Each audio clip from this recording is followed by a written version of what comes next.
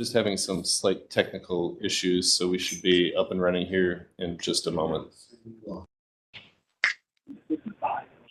Okay.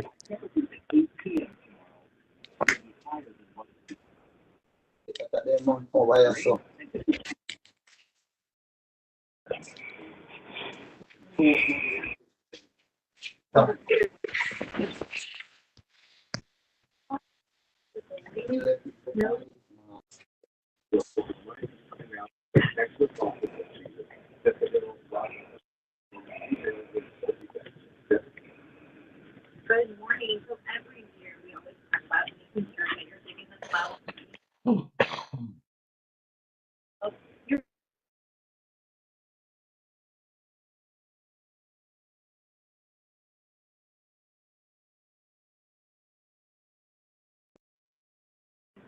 This can happen at West Coast Street and Park Avenue. No word yet on how the accident happened.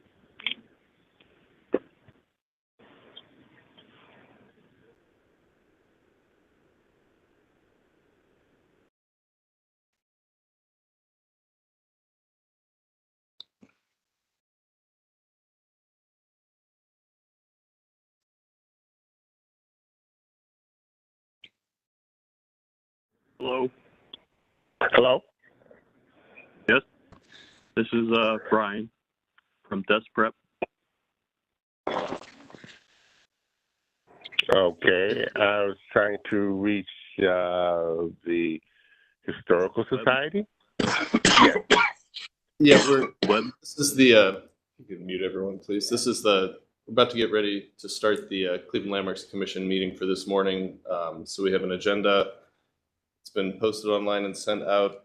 And yeah, if everyone can keep their mutes muted until we're actually started and your agenda item is called, that would be fantastic. Whenever you're ready. You good? All right. Okay.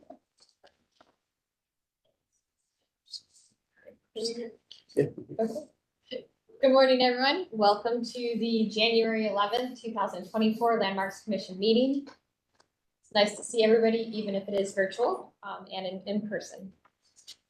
In compliance with notification requirements of Ohio's open meeting law in section 101.021 of the codified ordinances of Cleveland, Ohio, 1976, notice of this meeting was publicly posted. All boards and commissions under the purview of the City Planning Department conducts its meetings according to Robert's Rules of Order. Actions during the meeting will be taken by roll call vote. Recusal from any case due to a conflict of interest should be stated for the record prior to the beginning of the presentation.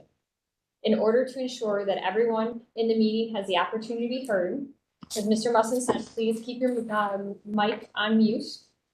Virtual attendants will use the raised hand feature before asking a question or making a comment. The raised hand feature can be found in the participants panel on the desktop or mobile version and activated by clicking the hand icon. Please wait for the chair or facilitator to recognize you and be sure to select unmute and announce yourself before you speak. When finished speaking, please lower your hand by clicking the raised hand icon again and muting your microphone.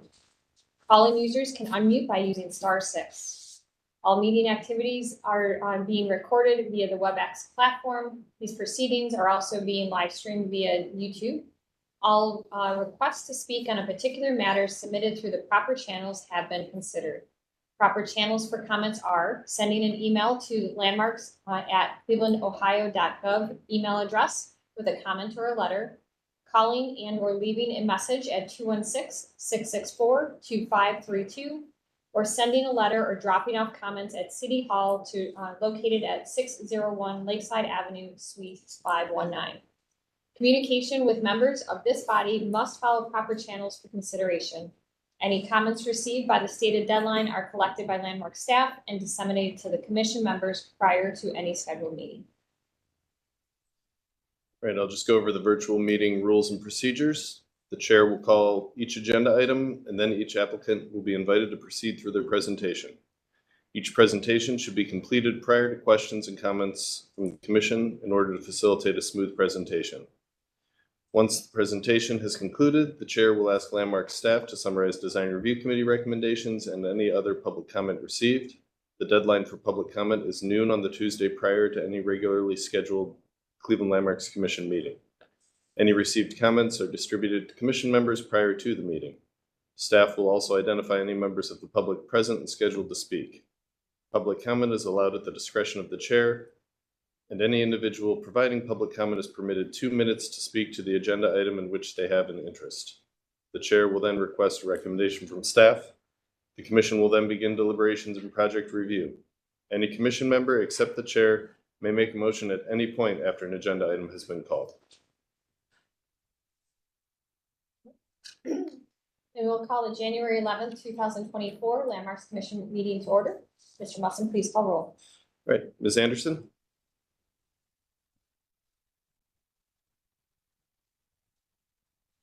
She was here. Maybe she's stepped Ms. away. Anderson, you're muted if you are trying to speak. All right. Mr. Dryer? Here. Mr. Dulick? Councilmember Gray? Ms. Fields? Present. Mr. Lozier? Mr. Sambury? Present. Mr. Strickland? Here. Mr. Trosick? Here. Dr. Williams? Here. And Ms. Trout? Here. Ms. Anderson, I think I'm muted. You want to call her Okay, again? and Ms. Anderson, could you confirm your presence? Oh, seems to be having some technical issues, but either way, Madam Chair, we do have quorum. And so in addition to the commission members, we also have Kevin Roberts and Patricia Aston, our representatives from the law department, as well as Jessica Beam, Carl Brunges, and myself from Landmark staff present. Excellent. Then we will begin with our certificates of appropriateness. We'd like to call our first applicant forward. Please state your name and then tell us about your project. First applicant is located at 5816 Detroit Avenue. Revisions to renovation. Yeah, wherever you're more comfortable.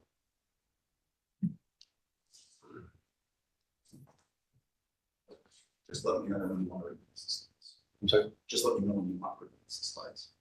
Okay. Oh, housekeeping, if you have any for your slides, if you'd like them advanced, just let him know. Oh, okay, I'm so sorry. Okay. We'll do that. Yeah, my name is Mark Demchik, owner of 5817 Detroit Avenue, along with Jim Torado.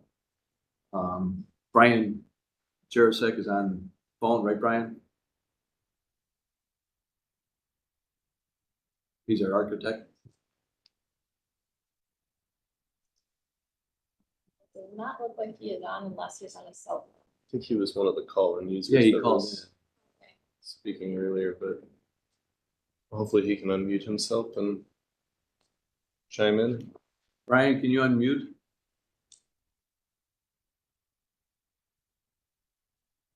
Who's in star six? Yeah, you can unmute using *6.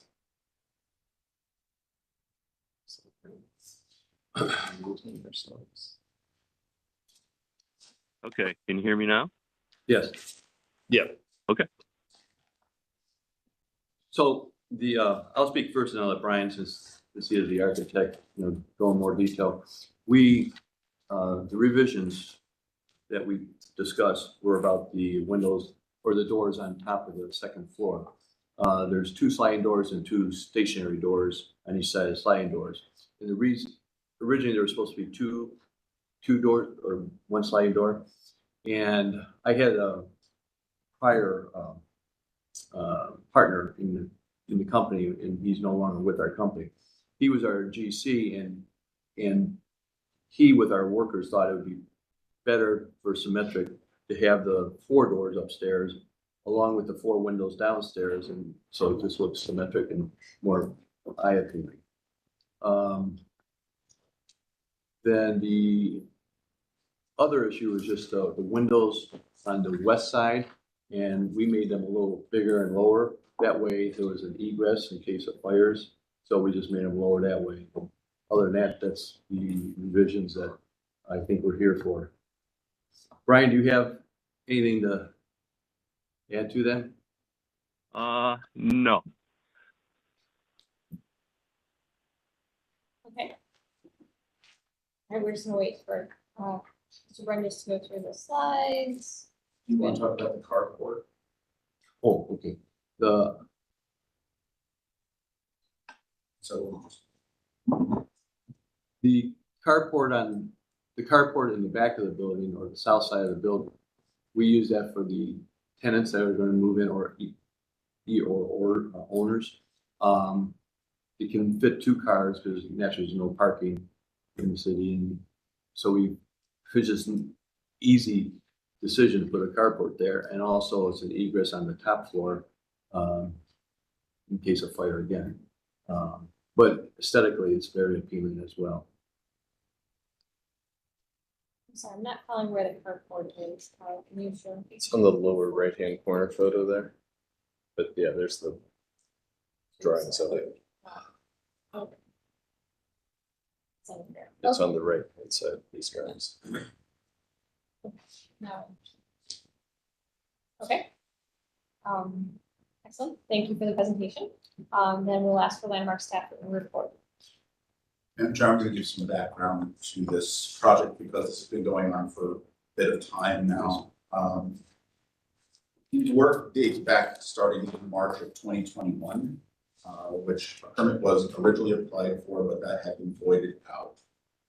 So a second floor renovation permit was opened in June 2021. Those plans were approved by Building and Housing on August 13th, 2021. Although there was no exterior work noted, there was some roof valley work noted in the permit. That was the only exterior type of stuff that was there.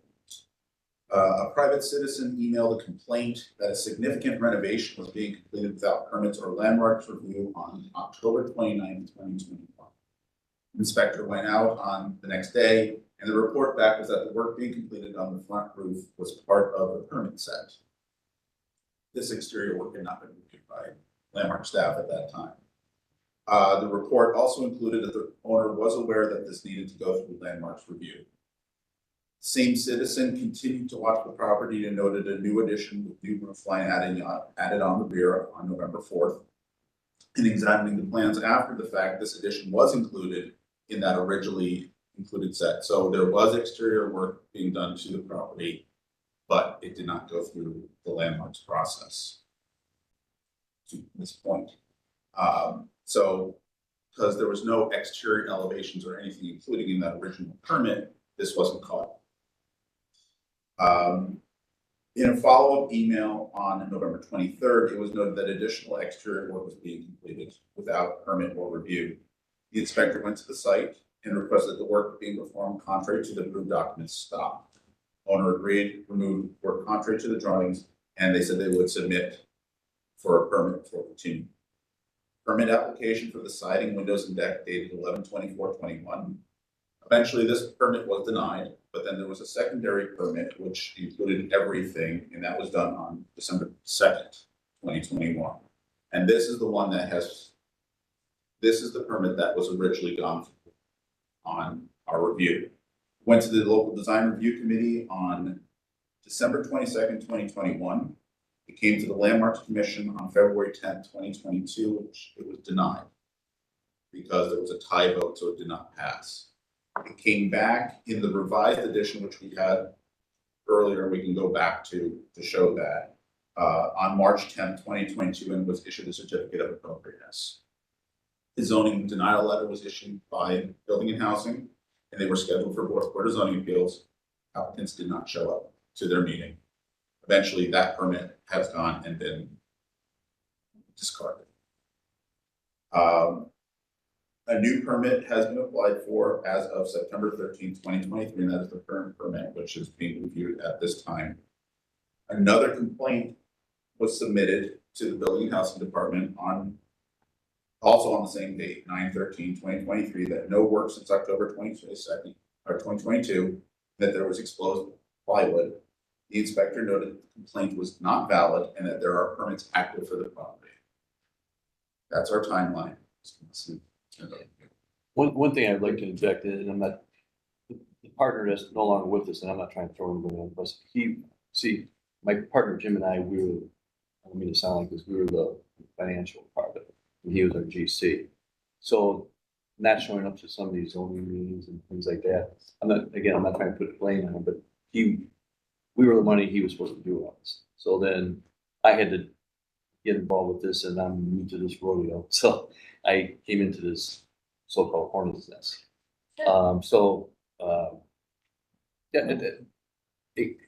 That's why a lot of these things weren't taken care of correctly. But I think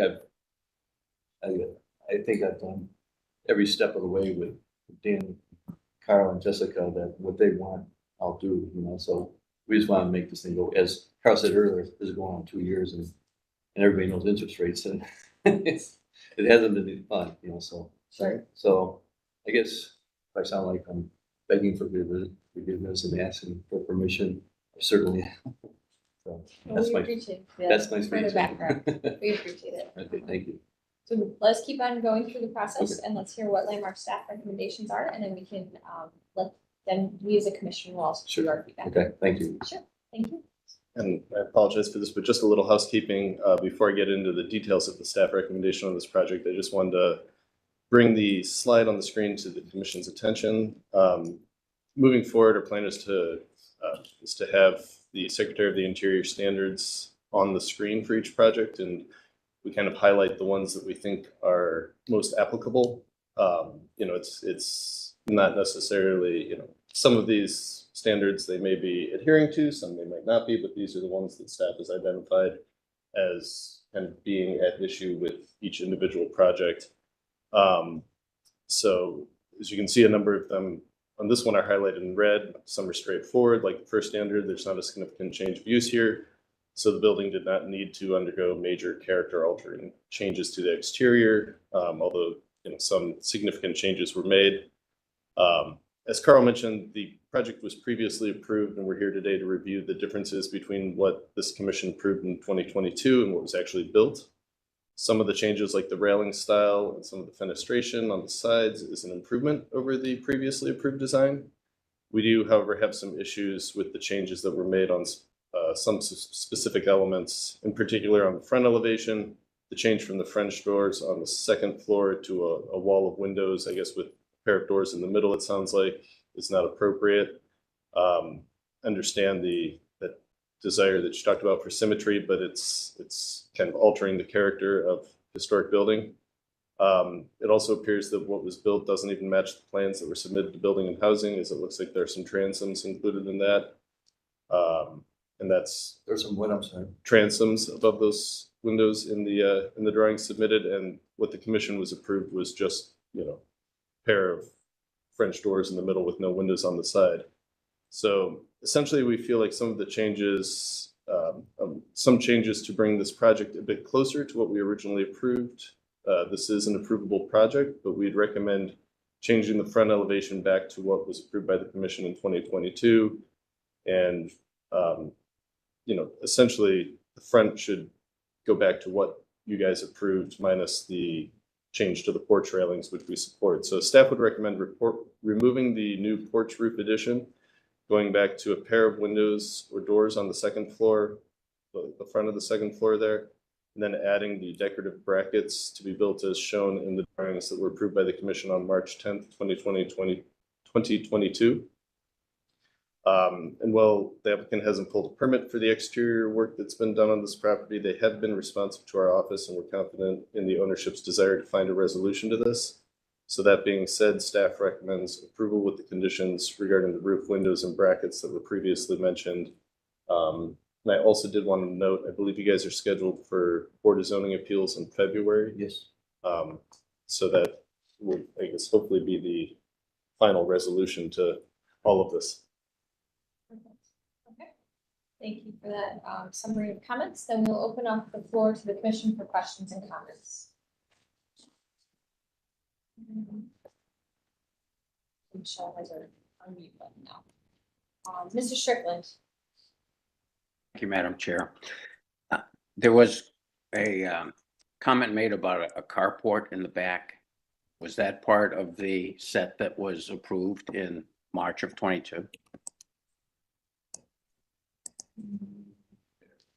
It looks like there was some sort of recess there, but not as deep as what you might consider a carport. You can see it's there on the right side of these drawings.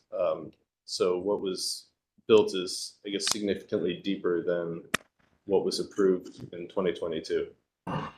So does staff have a comment or recommendation with regard to that modification that deviates from the approved set? Yeah, given the sight lines of the building, you know, you really only see the rear from the alley. It's kind of tucked between buildings otherwise. So we don't have any major issues with the carport alterations. You know, again, back there, they changed the railing from a horizontal one to, you know, more vertical spindles. So that's, you know, more appropriate. Some other things, you know, are a little more questionable, like extending that roof line out and just, you know, making the carport bigger. But ultimately, we don't have an issue with the carport on the rear or the changes to the windows on the side. Our primary concern is the front elevation, those windows on the second floor, that new roof addition that sticks out, and the little bracket details that were originally supposed to be at the corners. All right, and so I have a procedural question. With regard to building and housing's inspection responsibilities, I'm just wondering if an approved set of drawings is supposed to be available on site at all times during construction. How is it that this level of deviation from the permit set was not picked up by building and housing and interrupted before it was completed? I mean, that's a very good question, one we're still trying to sort out how this happened, because yes, I mean, you know, building and housing is supposed to compare what is being built with the approved plans. So yeah, we have also had some questions, and we're trying to look into, I guess, kind of what went wrong in the process here that allowed this project to get so far forward, especially with complaints being made by the public and no real action or repercussions. All right, well, so I would hope that investigation in terms of, you know, what transpired here would result in some enhanced coordination between landmarks and building and housing to try to avoid this situation in the future. But I agree with the staff recommendation to change back those elements on the second floor in the front elevation back to what was part of the approved set, and reject the application to accept what's currently installed. Thank you. Thank you, Mr. Strickland. Other questions or comments? Sorry. That's okay. Madam Chair. Dan, can you explain a little more what you mean by the corner brackets? Sure. It's, if you look in the drawing on the right-hand side, Carl's kind of hovering over them now, just at the corners of the gable where they intersect with the vertical wall. There are just two bracket details that seem to have gotten lost. You know, adding them to the way it was built probably feel a bit busy, since they have that extra, you know, that little roof bump out that extends forward to cover a portion of that second floor porch now. But yeah, it was just that those kind of final details, like. Thank you. The details had been there originally. Yeah. But then they had proposed 4 of them as part of the project, that they reduced it to 2, making sure that the details were all returned to what was originally there. So that's why that was done that way. And just one thing for clarification, would we, and to Mr. Strickland, are you okay with changing the railing to what was built? Because I think that's more appropriate than what they had. I think that was a positive change from staff supports, the change to what they have for the railing. Yeah, I agree with staff recommendation that the modification to the rail is fine. Okay. Any other questions? I guess I support what staff has already set as well. I think the front should probably go back to what was approved. But I'm okay with everything in the rear, the railings. And I would also say the same thing. You know, I'm disappointed this happened because of the process, but I think COVID has caused a lot of issues that are still being sorted out on all sides. What I do align with what the staff had recommended is that the windows on the second floor should revert back to what was approved previously, a central door, French door, the roof addition to be removed, and the brackets to be replaced on the front elevation only, but approving the remaining work on the other 3 elevations. Can I ask a question, please? Yes. Carol, I thought we were going, on the front, we were gonna go for a full roof, and then I thought landmarks, we were approved, you wanted a half, and I was on that Zoom call, the half roof was approved. I pulled all the information from that March 10th meeting, all that previously approved, that's not sticking out, all that was added later. What you originally asked for was that sticking out portion, and the Landmarks Commission said that was not appropriate. But then everybody agreed to, and I remember as distinctly, that everybody approved the half roof, otherwise we wouldn't have done it. And that one I was involved with, because I was the only one on these Zoom meetings. Would have that been to a local committee? Or was that? The local was split on its decision as well. Well, there was 9 people in that meeting, and the 9th person left, and so I remember Well, that. that was the first one, then that was the February meeting, where there was the tie vote, then you came back to the March meeting. These are the plans that were approved at that March meeting. I think this is where it gets complicated, is that since there's multiple submissions, we can only go off the last submission, because that's the one that was approved and related to that meeting. But what, okay, that, I was involved in this one. I would have never had a half roof. We had a full roof, and we took it down to a half roof because that's what was approved. I know that distinctively. This is going to cost me a lot of money, and this is going to cost more money, especially to go from 4 doors to 2 doors. I'm looking at it, it looks, I don't want to just,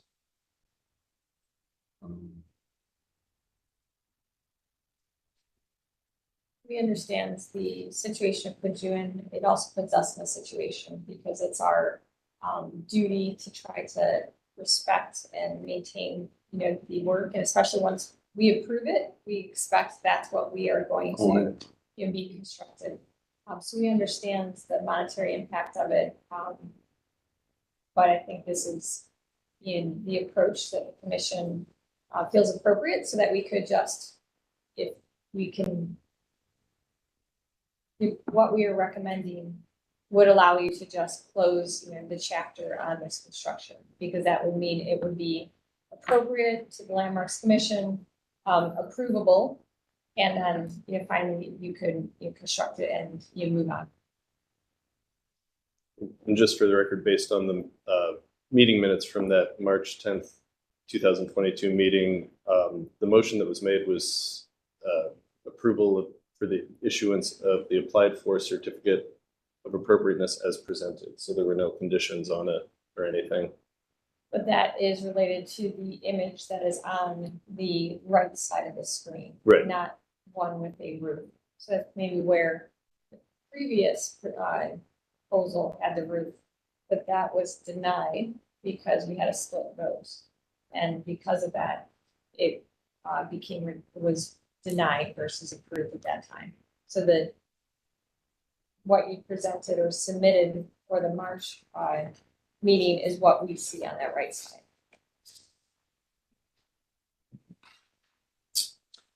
I'm sorry, I just remember this thing. I'm not in here to argue. I'm just saying, I know, I would have took the whole roof off if I had known that. Why would I make a half roof if you told me it wasn't approved? Sure. And it may have been discussed a half roof versus a full roof, but since it was not approved at that meeting, and what you submitted did not include that, then that was not part of our proposal at this time.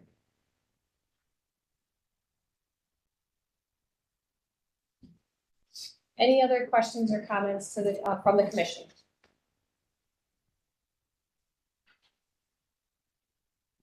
All right, would someone like to make a motion? Mr. Strickland.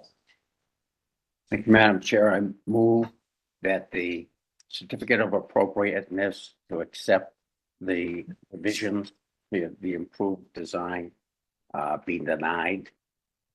And that the applicant work with staff to modify the plans and resubmit for record to indicate those modifications that would be acceptable to the staff in terms of primarily the railing and the carport in the rear. But that the application be denied. Just for clarification, and I guess I'm looking at Carl, they have submitted the drawings that are on the left side are drawings of record. Hang on, before we move, Okay, there's a motion on the table. okay. Thank you for the process. Yes, we have a motion. Is there a second?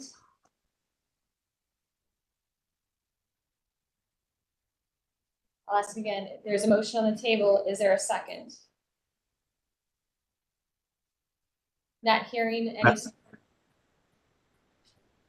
Madam Chair, this is Ray Tarasik. I'll second the motion. Okay, we have a motion and a second for denial of the certificate of appropriateness. Now we'll move on to further discussion. Mr. Brunges, just for clarification, is the drawing shown on the right, left side of the screen a record set? That is the record set that is attached to the current permit. It could be potentially approvable on the sides, but the modification would have to happen to the identified both the front and the carport. I think the carport as it's built is fine, in my opinion. But it's that front facade that's the second floor specifically with the windows and the extension. I think that was what staff has pointed out. That's the main sticking point on this. Everything else, I think, works. But the set of drawings, just for clarification, that is included with the permit does capture what is constructed to date. I believe so, yes. So,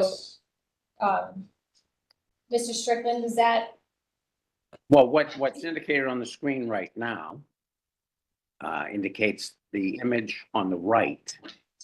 It is what was previously approved. So I was assuming that that's the configuration that was included in the permit set. And that the correct?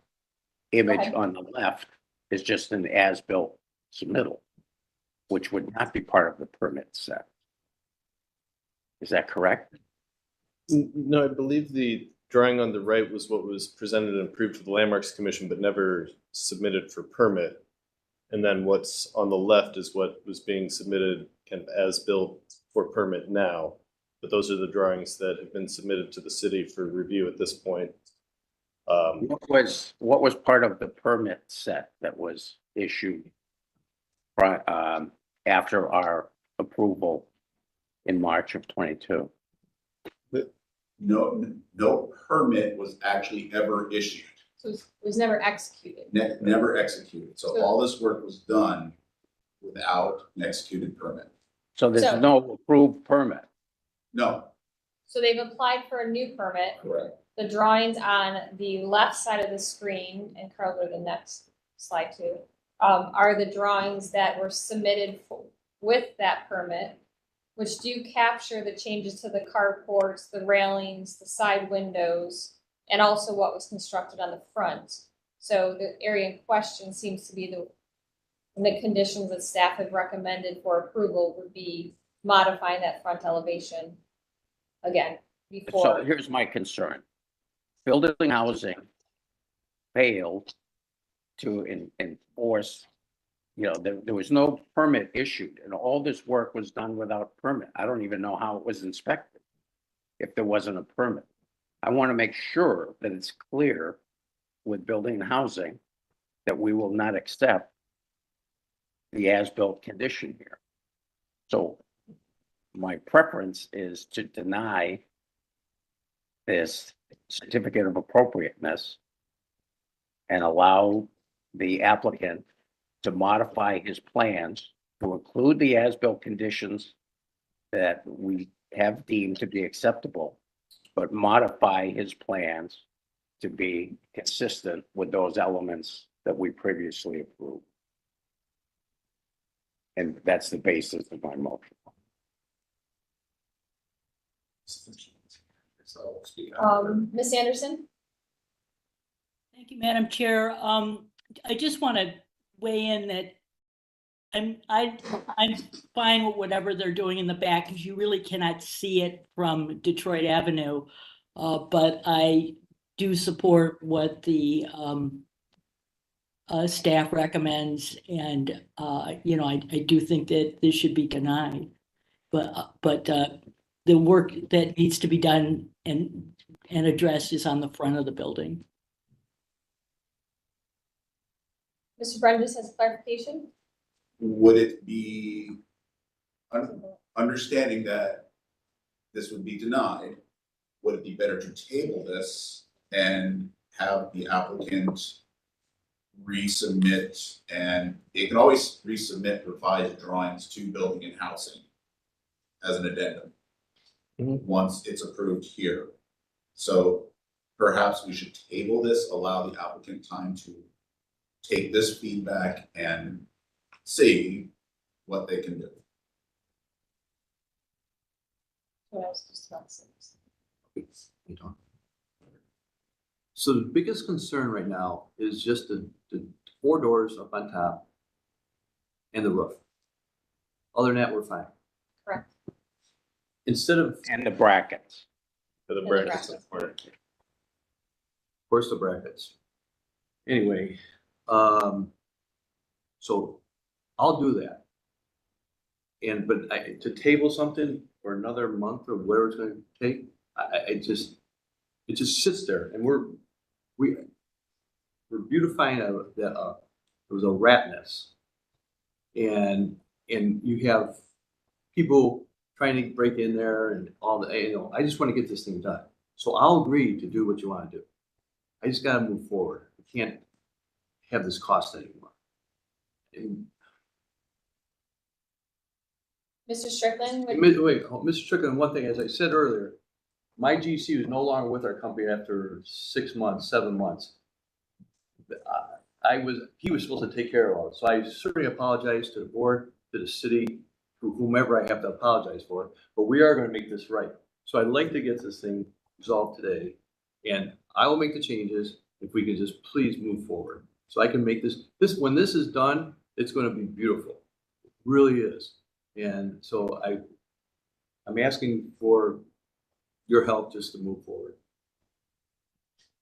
Mr. Strickland, does that change your motion? No. Okay.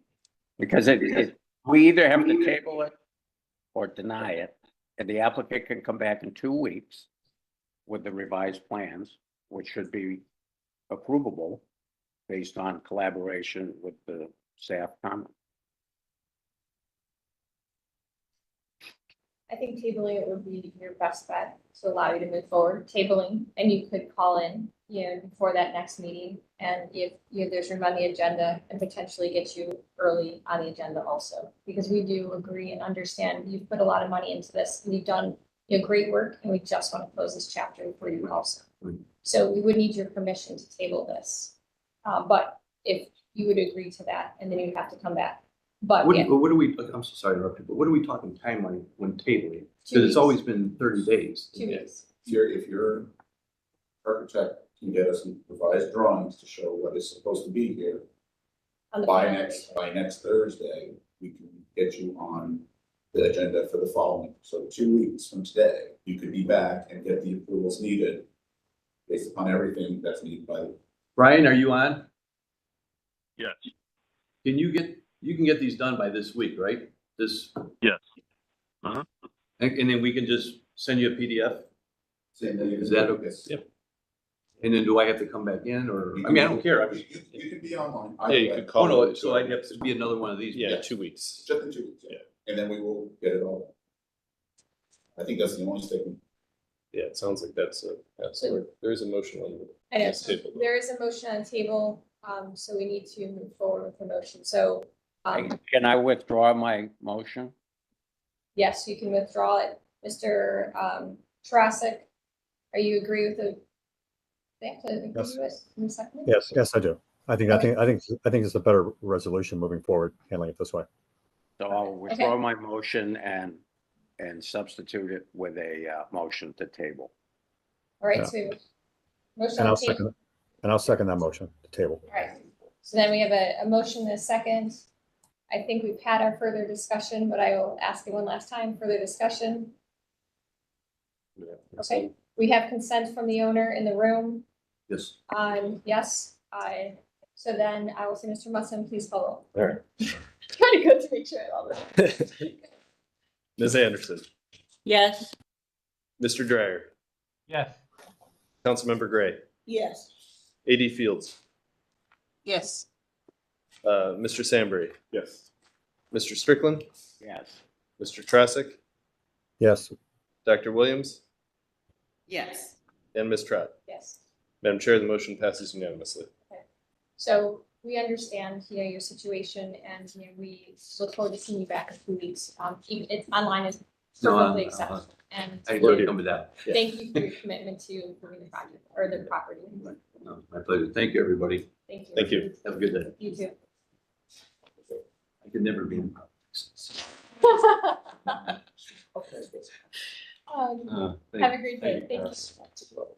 All right, we will now move on to our next applicant located at 3052 Albion Road, siding installation. Oh, and this project will need to be untabled before we move forward. Do we have a motion to untable? Make a motion to untable. Mr. Sandberry's motion, do we have a second? I'll second that. Ms. Anderson has seconded. Thank you. Madam Chair, I'm going to recuse myself from this particular hearing. Okay, thank you for the refusal. Mr. Musson, call roll to untable. All right, Ms. Anderson, Yes. Mr. Dryer. AD Fields, Yes. Mr. Sandberry, Yes. Mr. Strickland, Yes. Mr. Trassick, yes, Dr. Williams, Yes. and Ms. Trout. Yes. Madam Chair, the motion passes. All right, excellent. I would like to welcome the applicant. Please unmute your mic and tell us about your project.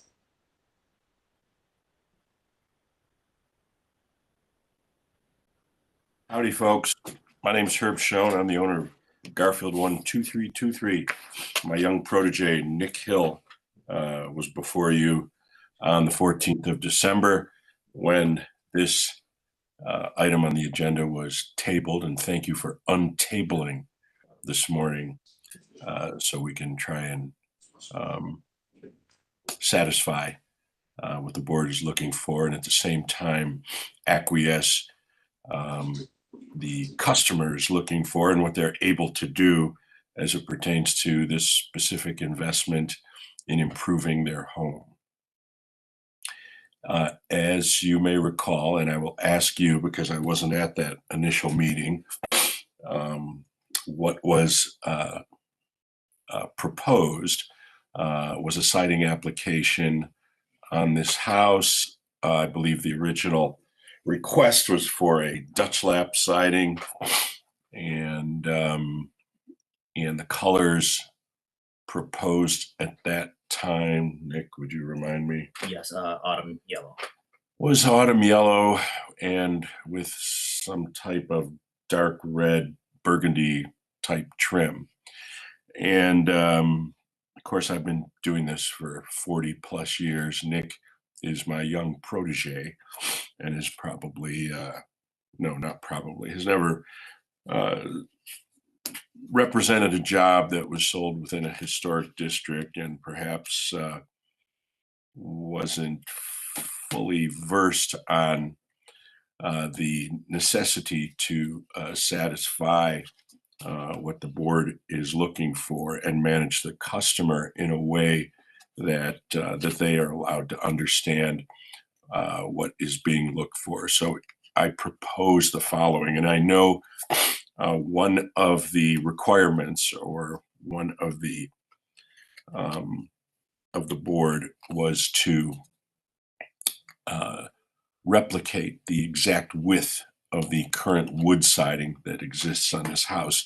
Unfortunately, in the vinyl siding universe, to go to a 7-inch clapboard inflates the price significantly, and the homeowner has indicated to us that they would not be willing to do that or not be able to do that financially.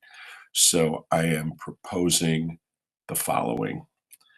I am proposing, and I indicated this to Nick, and it has not yet been okayed by our customer, although I don't see, we don't imagine any reason why they would not approve it, would be to first utilize a more traditional way of applying the colors on this house. I know they prefer this autumn yellow color as the field color. It is obvious that the house at some point has had its windows replaced, and those are white. So those fixed color items on the house, such as windows and doors, it makes a whole lot more sense to outline the entire house in white versus red. All the frieze boards, the rake boards, the outside corners that are now shown in the burgundy color. The use of the red, I know the board also had suggested during the last meeting, I'm told, that shutters were a requirement, and I could certainly understand why. So if the customer desires that reddish color, it can be implemented in the shutters, which would coordinate nicely with the weathered wood roof, as there is a deep red characteristic in that roof. And I don't know if you can see me, but I'm holding up these colors right here: the autumn yellow, the white trim, the red accent color. And I guess I'm looking for some feedback here at any point in time. But the siding size, and certainly there are multiple examples, not just here in the Ludlow neighborhood, but universally, examples of two-story colonials that have a variety of different size clapboards utilized on them, not just in the vinyl siding world, in the pre-vinyl siding world, in the world of architecture. We see two-story colonials with anywhere from 3-inch siding all the way, of course, up to the 8-inch siding. So what's available in the price point in the common vinyl siding universe is the widest width available is 5-inch. And I'm hoping that with the color change and basically handling all the details as we handle it, and I don't know if you're familiar with the requirements in Shaker Heights approvals, where they require that we pack out the window casing. So the window casing itself is at least 1/8 of an inch past the J channel, and the door frames, of course. And the rake trim is all replicated exactly as it was previously in the frieze board trim. That we would plan on doing that with this house, as well as replicating that what looks like a corner detail that's kind of moved off of the existing outside corners of the house. I guess I'll be quiet now and listen to your feedback.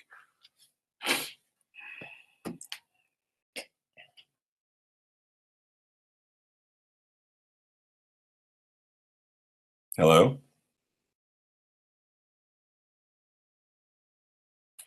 Thank you for the presentation. We'd like to let somebody go through the full presentation before we comment, so we'll begin that now. So we'll begin with Landmark staff recommendations. All right, thank you, Madam Chair. Staff does not feel that this is an appropriate proposal. The current owners of the property have owned this since 1998 and maintained it as a well-kept home. Not sure about the last time it was painted, but typically a good paint job should last for 10 years if the appropriate prep work has been done. And I'm not seeing or I've not seen any evidence of significant damage to the siding that would warrant, full replacement, covering up any of that. Adding to some of the confusion in this project, Mr. Schoen mentioned the windows being replaced, and it appears that a permit was pulled to install new windows on this property a couple of years ago. Unfortunately, the permit application was not routed to the Landmarks office, so the permit was issued without review by this body or even staff. Okay. So at our last meeting, If I may interrupt for just a second. if you could just let me finish. Sir. We didn't replace the windows. Sir, stop, please. I don't want there to be any suggestion There's we had anything to do with the window replacement on this property. Yep, sir, there's no suggestion that that was you. I'm just giving some history of the property. At our last meeting on December 14th, 2023, a compromise was suggested by the commission when this was proposed. Since the owner has opted to not take the offered compromise, but instead returned with essentially the same proposal, I guess a slight tweak of the colors are mentioned today, and I guess a proposed change in the size of the siding. But it's essentially very similar to the proposal we saw last month, so staff would recommend denial as presented. Okay. All right, thank you for the staff comments. We will then open up the floor to the commission for questions and comments. Who'd like to start us off? Mr. Musson, can you just remind everyone, since it was before the holidays, what our recommendation for the compromise was? It was going to the larger siding with. Yeah, as I was saying it, I was thinking I should have that pulled up in front of me. A little fuzzy. Yeah. Yes, let me just, hold on, let me see if I can get it pretty close to exactly what was said here. But yes, I believe it was replicating the siding size that was there and using an upgraded material on the front as well, like a cementitious board or something on that front elevation. Or I think the commission was even somewhat comfortable with a vinyl product if it was a smooth vinyl and matched the scale of what was being replaced, as long as the J channels could be concealed behind the trim elements. And then those kind of weird offset corner trim, those would have to be maintained, probably individually wrapped. And again, that's where that intersection with the J channel would be, I think, most visible, most important. Mm-hmm. And did you discuss, thank you, Mr. Musson, Mr. Schoen, right? Yeah, Schoen. Schoen, thank you, Mr. Schoen. Did you discuss with your owner the alternate option of standard vinyl on the sides with the upgraded cementitious board on the front? Standard vinyl on the sides. They wanted to go to 7-inch, no, all the way around. Standard vinyl siding and a standard width on the side with using hardy plank or some type of product, such as a cement board on the front? Is that what you're suggesting, sir?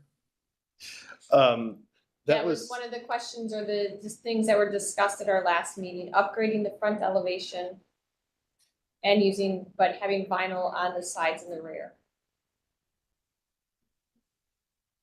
Or did you just present to the owner the cost difference to go to the upgraded vinyl on all sides? Yeah, well, the cost difference to use a hardy product on the front and standard vinyl on the side.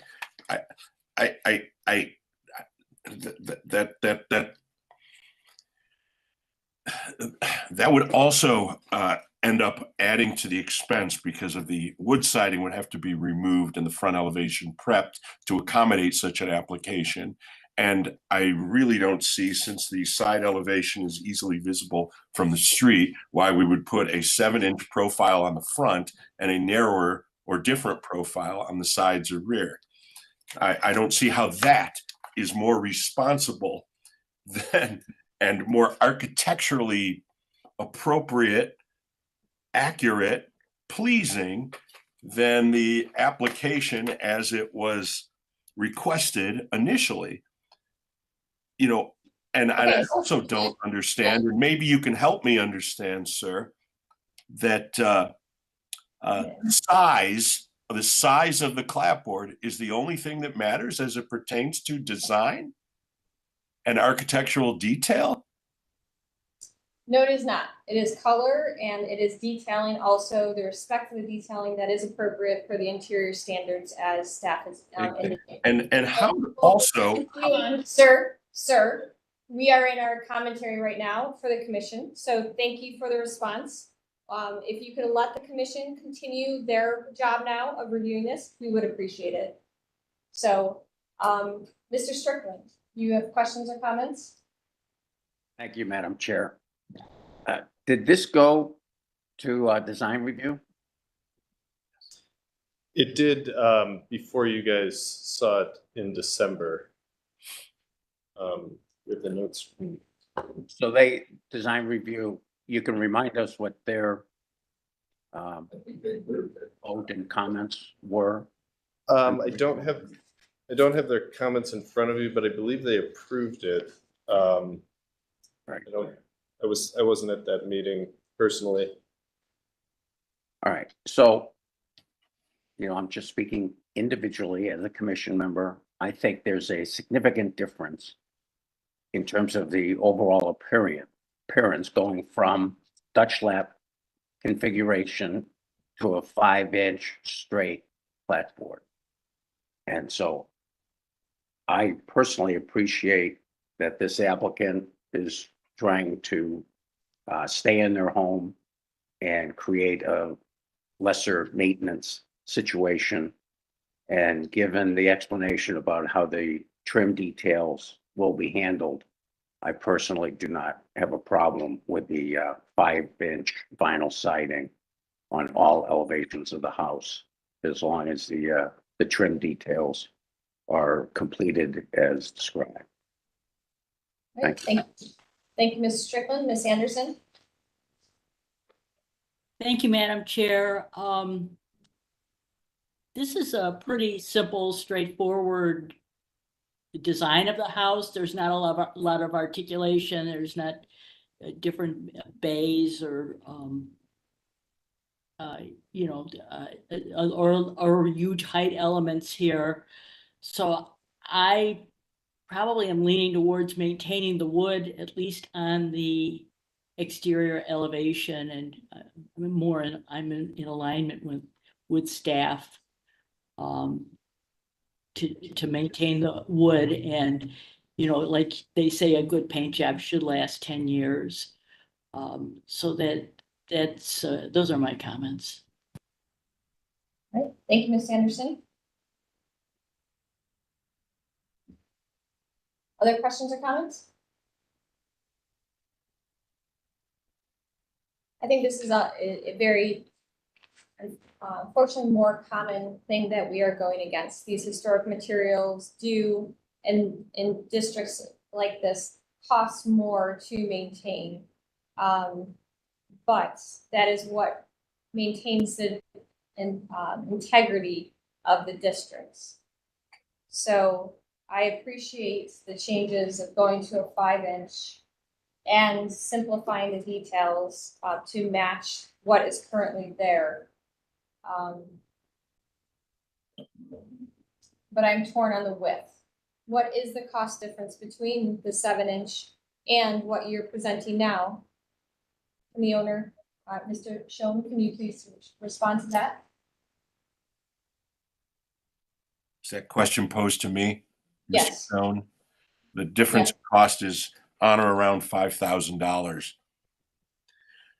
And keep in mind, the owner's a bit miffed, and frankly, we are as well, at the number of homes in the Ludlow district that have vinyl siding applications, including the one right next door to him.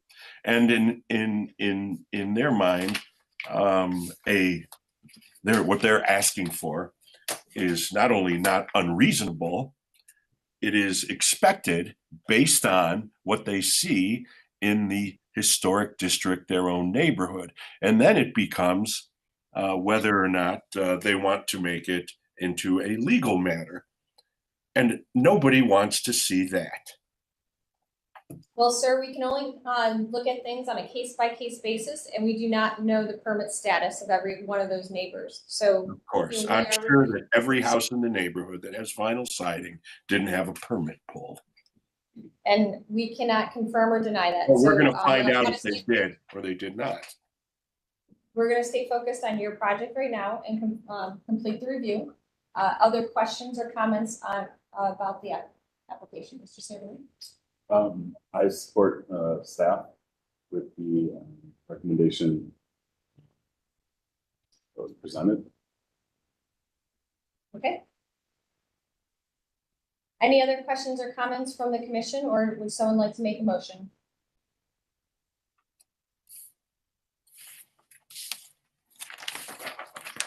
I have one more comment, if you don't mind, Madam Chairperson, Yes, go ahead. that the findings of this board are ridiculous, overbearing, unnecessary, and illegal. So We understand your position. Other questions or comments from the commission? All right, would someone like to make a motion?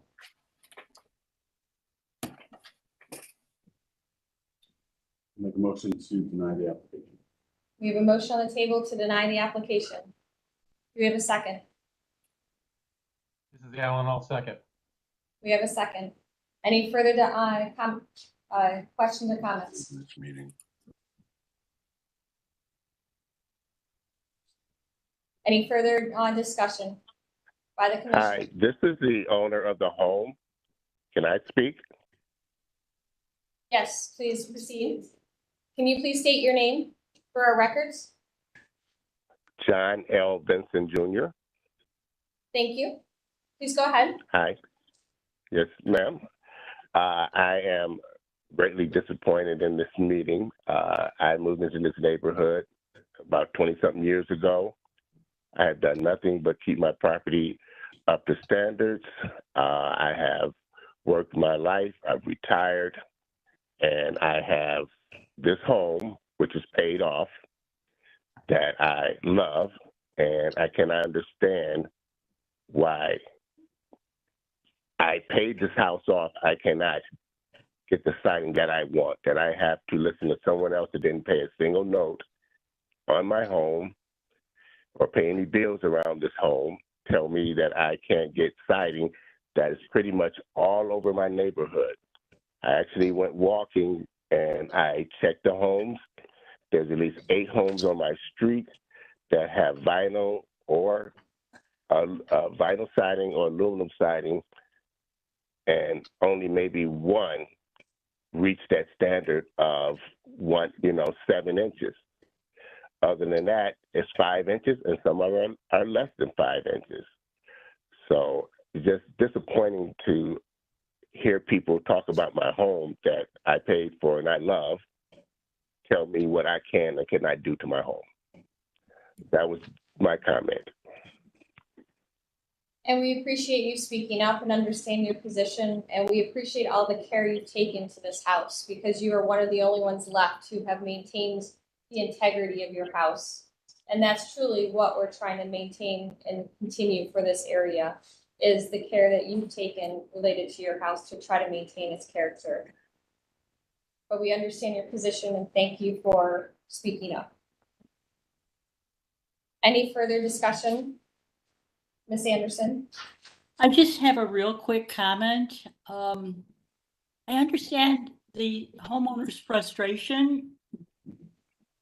I think that it's difficult, or the information that people need in order to make these decisions is not readily available. So people don't really know what they need to do to comply with the restrictions in the historic district. And I'm not quite sure what the mechanism is for correcting that. I think like Shaker Heights, they have, more rigorous inspections, and I think they have more available information to people, but you know, I recognize that it's kind of frustrating when you see your neighbors are able to do this because they disregard the process. And, you know, when you try to maintain the process, you don't get what you want. And it's, I understand the frustration. You know, there are guidelines in the historic district, and, you know, with our job is to ensure that those guidelines are adhered to. So those are my comments. Thank you, Ms. Anderson. All right, not seeing any further, questions or comments from the commission.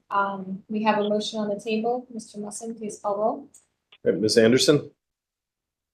Is motion Yes. for- Motion for denial, yes. So Ms. Anderson, yes. Mr. Dryer? Yes. AD Fields? Yes. Mr. Sandberry? Yes. Mr. Strickland? No. Mr. Trassick? Yes. Dr. Williams? No. And Ms. Trapp? No.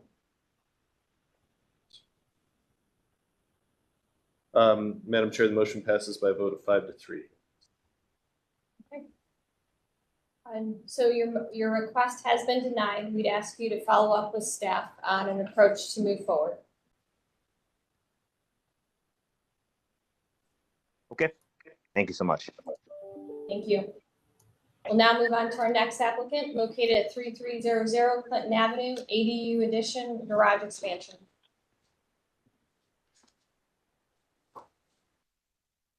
I'd like to welcome the applicant. Please unmute your mic and announce yourself and tell us about your project.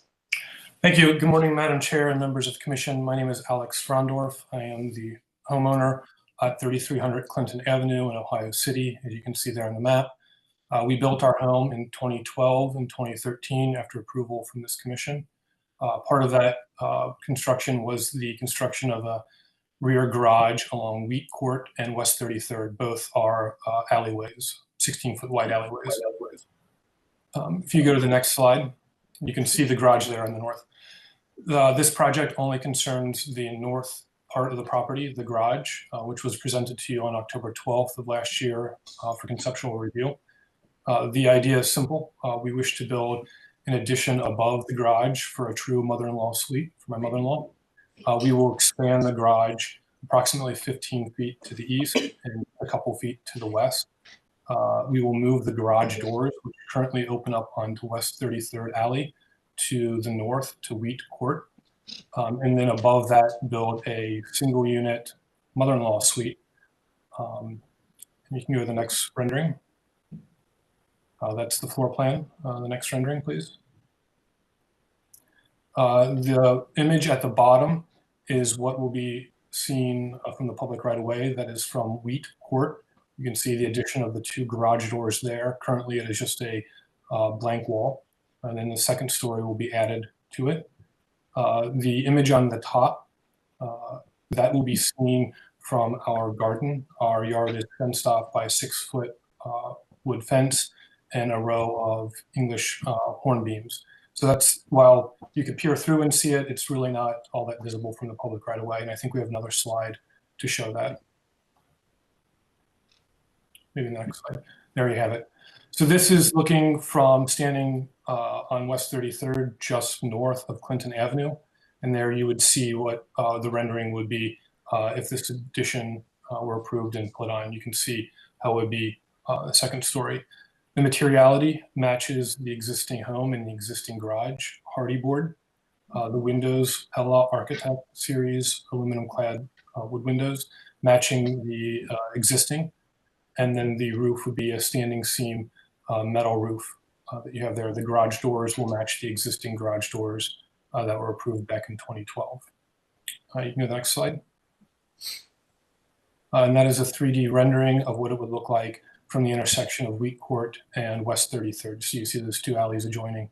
To the immediate north is Kowalski Heat Treating Plant, and to the immediate east is Edge 32, approximately 70 unit apartment building. And as you can see, the garage doors where they open up will then come in line with our neighboring garage doors, which all open up on the weak court. I think that's it. All right, thank you for the presentation. We'll then move on to local design review. Design review committee recommendations. Thank you, Madam Chair. The Ohio City Design Review Committee reviewed this project on December 7th, 2023. They had seen the concept for it just a few weeks prior, so they didn't really have many additional comments. They were supportive. Some kind of site plan code questions came up about the need for side yard setbacks and variances. One committee member felt the pediment size was a bit too large, but all in all, it was approved as presented by a unanimous vote. All right, thank you. We'll then move on to landmark staff. Thank you, Madam Chair. In reviewing this new garage with the standards in mind, this is a new application with a new construction house in the district. So it is fitting with the context of the architecture for the house itself. It's also nice that the entrance to the garage is moving to the alley, which is appropriate for the other alley access and alley use. The project did go to PetBot, so it was reviewed by the other bodies that can assist with permitting questions, and that was in November. And staff is overall supportive of the. All right, thank you. We'll then open up the floor to the commission for questions and comments.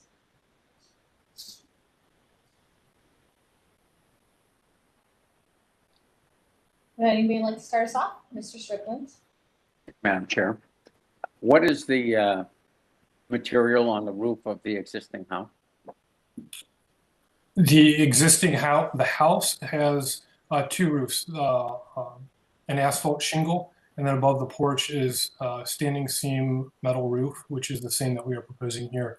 The existing roof on the existing garage is a flat membrane roof. Right.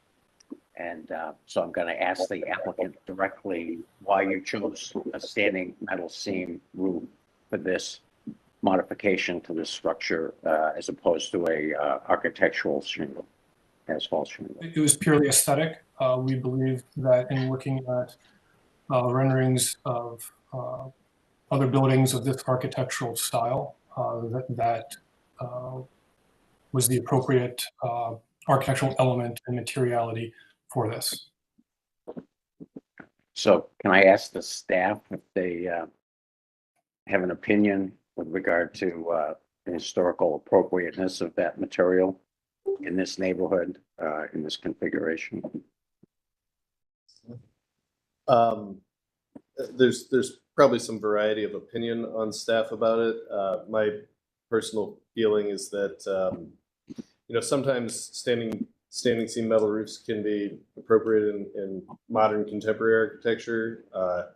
Historically, they're kind of like a country material. We're an urban city, so we had ready access to other materials that would be typically used for roofing, slate, clay tile, that sort of thing. So my general feeling is that standing seam metal roofs aren't appropriate, but in new construction, there's a little more flexibility there, I guess. And it's a secondary building. It's a secondary building as well, so sort of like ancillary. If this were proposed on a new construction, new home, I think we would say no, or we would advise no. But as a secondary structure and its use, and you would find standing seam metal roof on those secondary structures. And all right. Thank you very much for that explanation from both the applicant and staff. Fine with the standing seam roof. Thank you. Thank you, Mr. Strickland.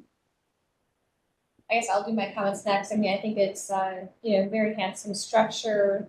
My only comment was about the roofing, like Mr. Strickland. I guess my personal preference would be that it would be asphalt to tie the two structures together.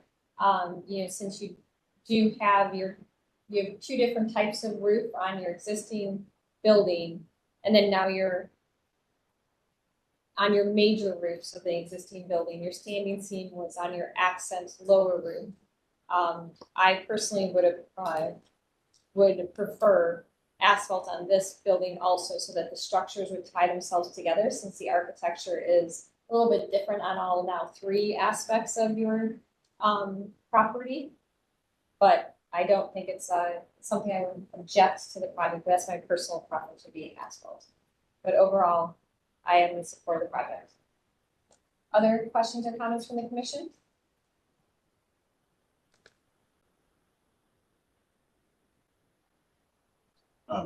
Make some comments. I feel as well the standing seam metal roof is probably not the most appropriate for this area. I also would support an architectural shingle, but I don't think that's the thing that's going to stop this project, make it inappropriate. I also do feel the pediment is a little too large, but again, it's hidden from view for the most part. And again, not going to stop me from supporting the project overall. Okay. Is your preference of the line protocol on the left? Is that what you're saying?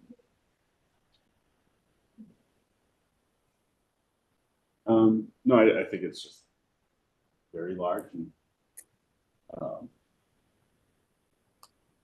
not what you would find on a residential property. Agreed. Okay, other questions or comments, Ms. Anderson? Thank you, Madam Chair. I agree that probably my preference on the roof would be the asphalt fiberglass, but since that roof is such a low hip roof with such a low pitch, I don't think it's going to be that visible from the street. And I think the pediment is large, but given its relationship to the word is escaping me there, but the walkway to the left, I think it actually works in conjunction with that. So those are my comments overall. I do support it. I think it'll be a nice addition to the neighborhood. All right, thank you. I just says, I won't commit to that. Two different column types and stuff like that here, I just noticed. No. Okay, other questions or comments from the commission?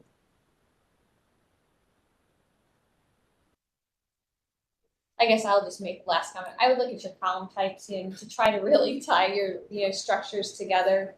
You have very, you historic, and then you have just simple, it's not iconic, but what's it? Ionic, thank you. Ionic columns on your area on the left. So I just try to tie your detailing together. And my recommendation would be to look at all those details and have them match, so these do feel like an extension of the same architecture versus a separate type of architecture. That would be my feedback. So, okay, other questions or comments from the commission, or would someone like to make a motion?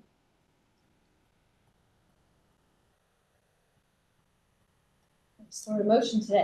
I move that we approve as presented. All right, thank you. Are there any recommendations that you'd like to put with that, or just to approve as presented? Frankly, it's just an approval. Okay, perfect. Do we have a second? I'll second that. All right, we have a motion, we second. Any further discussion? Not seeing or hearing any. Mr. Musk, please call roll. All right, Ms. Anderson? Yes. All right, Mr. Dreyer? Yes. A.D. Fields? Yes. Mr. Sandberry? Yes. Mr. Strickland? Yes. Mr. Trassick? Yes. Dr. Williams? Yes. And Ms. Trapp? Yes. Madam Chair, the motion passes unanimously. Thank you. Congratulations, and we look forward to seeing your project move forward.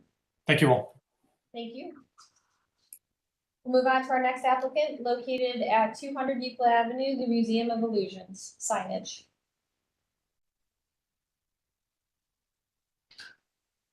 The applicant's welcome to unmute your mic, announce yourself, and please tell us about your project. Good morning, everybody. My name is Doug Karn. I'm with Apex Pinnacle Services. And we have two proposals today. The first being the Museum of Illusions. Both are located at the May Company building. This one, obviously, Euclid Avenue side. This is going to be for the proposed exterior signage, wall signs on the building, and a hanging blade sign under the canopy running down Euclid Avenue.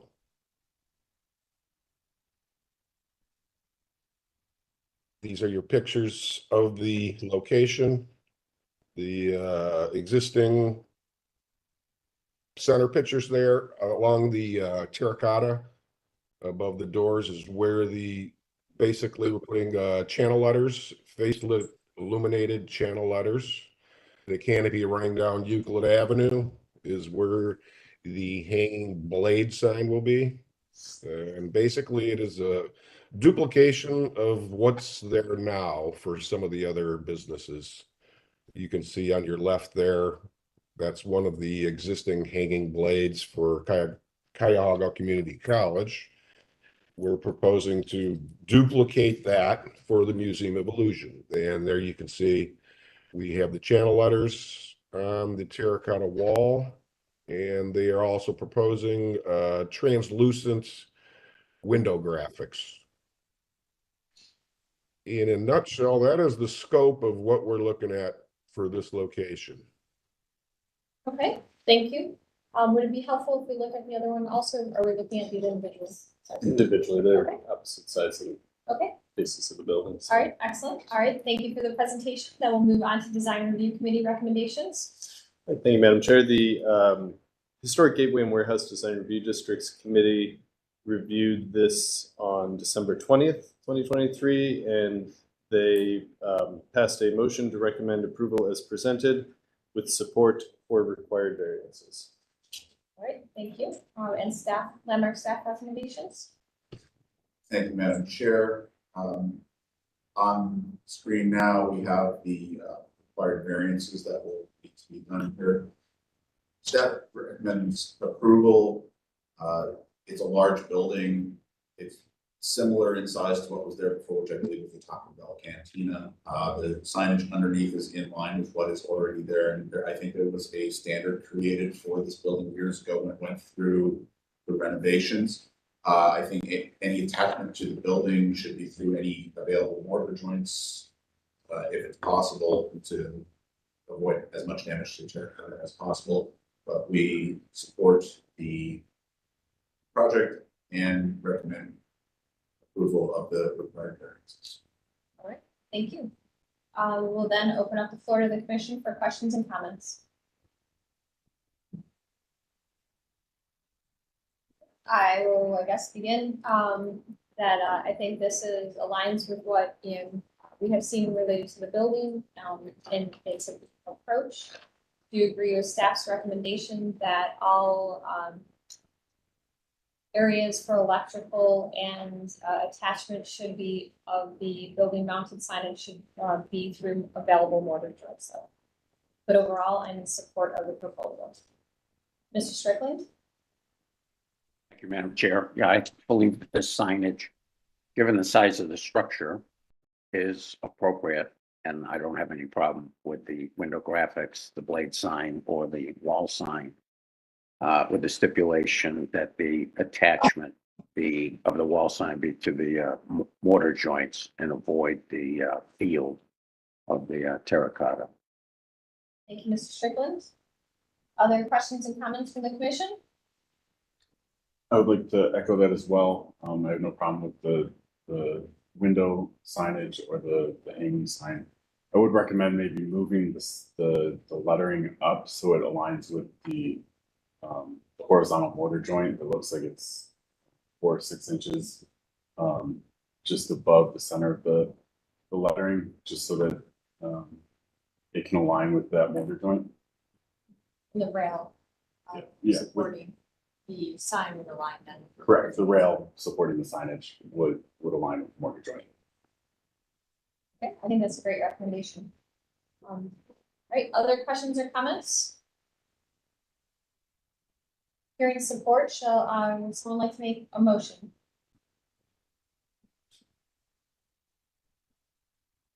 Make a motion to approve as presented with the recommendation of securing the signage within the mortar joints as opposed to the field of the masonry. All right, so we have a recommendation, or I'm sorry, we have a motion with the recommendation. I would second that with the addition of support of the required variances. You read Carl's mind, so Yes. thank you. I would add that as well. Mr. Strickland, or I'm sorry, I Mr. would- Sandberry agrees with that. All right, so we have a motion, we have a second. Any further discussion? All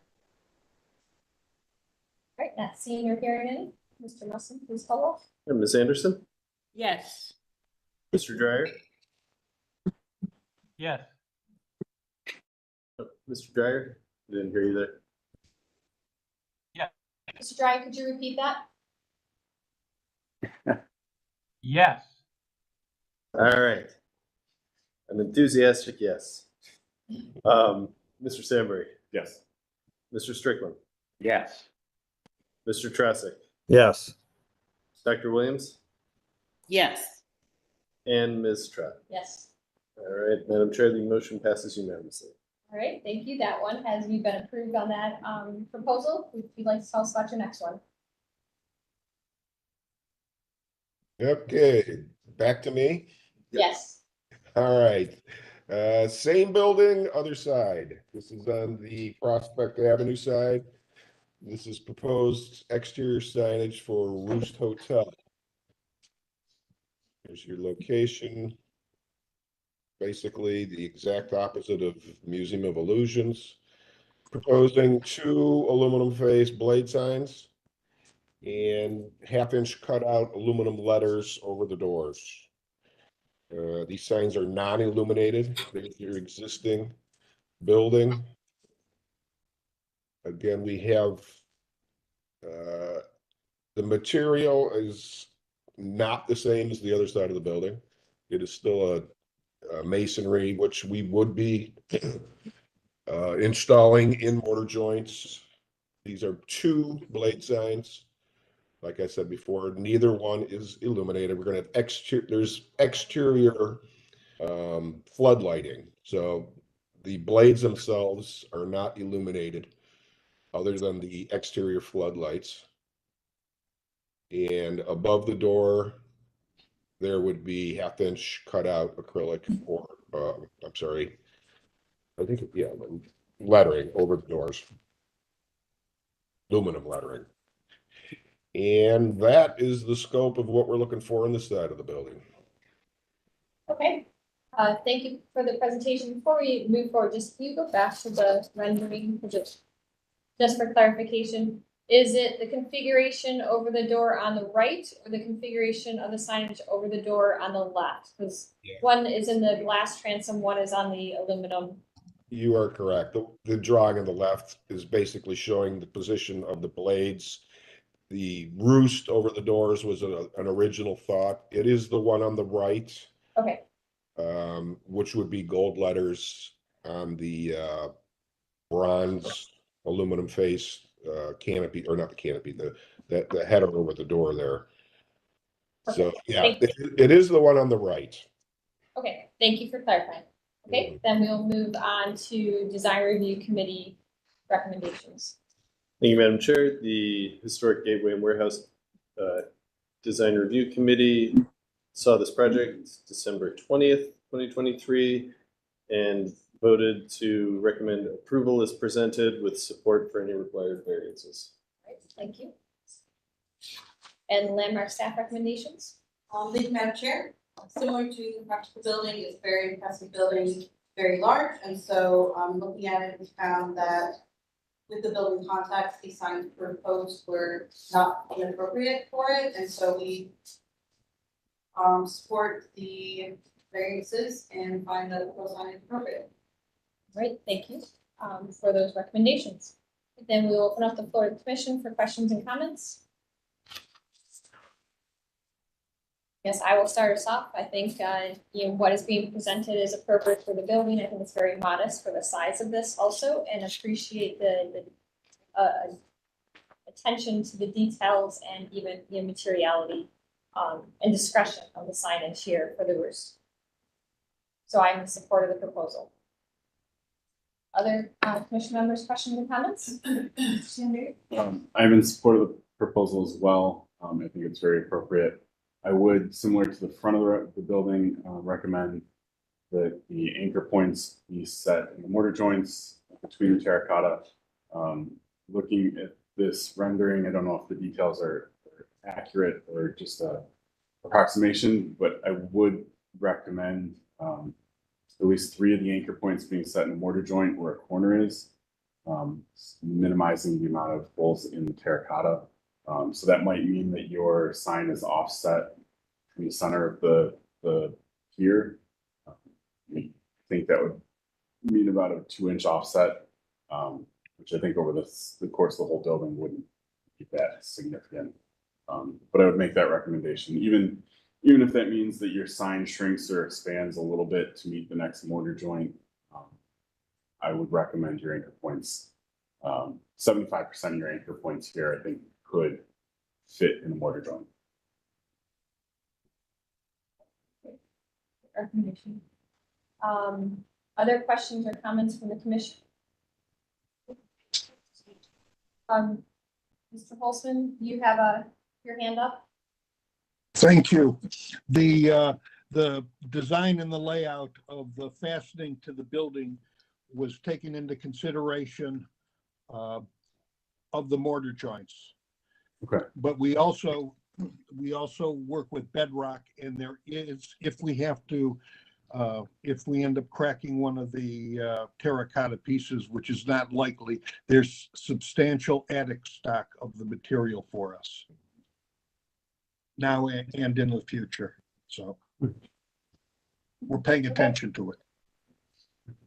Thank you for that information. You're welcome. All right, so Mr. Sandberg also supports the proposal. Other questions, or I'm sorry, other feedback from the commission?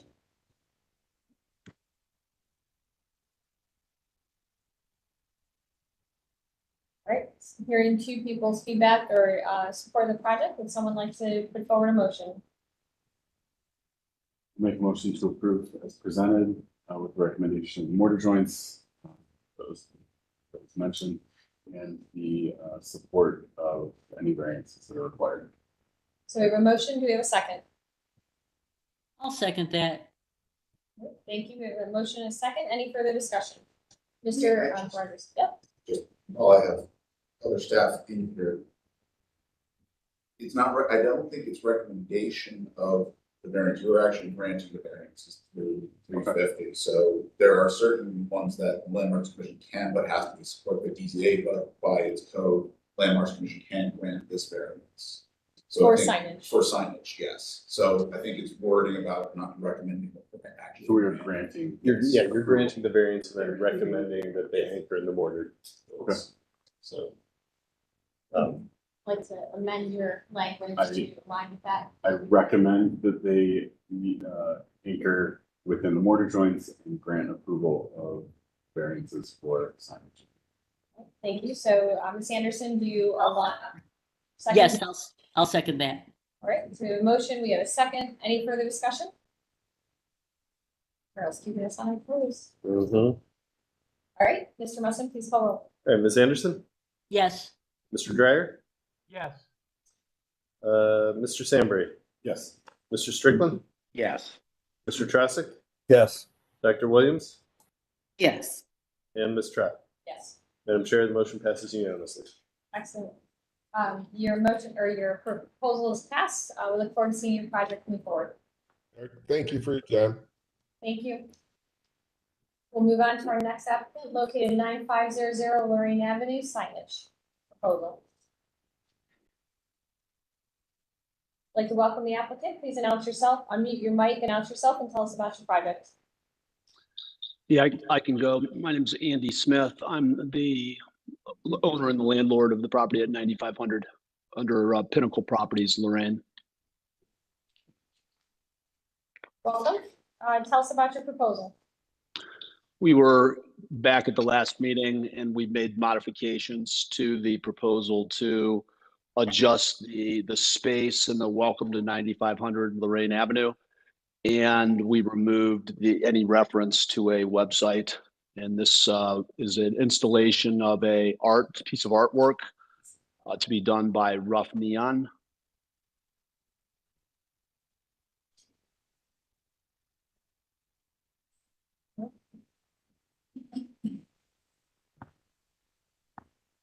All right, is there any other detail you'd like to tell us about this?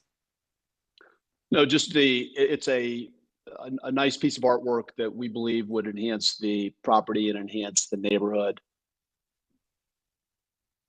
And we've been committed to the property. I mean, we bought 3 separate properties and put them together several years ago to build this. So there's 22 units. There's 4 that are commercial, on the first floor. And these are mostly 1-bedroom apartments. And we have about a third of our residents are government assisted, and the remainder is market rate. Okay. Thank you for the presentation. We'll move on to design review. Thank you, Madam Chair. This project was reviewed by the Historic West Cleveland Design Review Committee on December 20th. The committee, after much discussion, moved to recommend to approve the conditions to utilize a warm LED light for the illuminated portion of the sign, remove the website from the bottom, as the applicant mentioned, and adjust the top of the banner for breathing room between the text and the banner. Committee members stated support for the interpretation as art or neighborhood improvement and any needed variances. In the meeting, Landmark staff present noted that the project was proposed as a sign and not public art. Public art process would be required for the project to be determined as artwork. And staff noted the variances required for the proposed off-site advertising, which is how the city would define the proposal.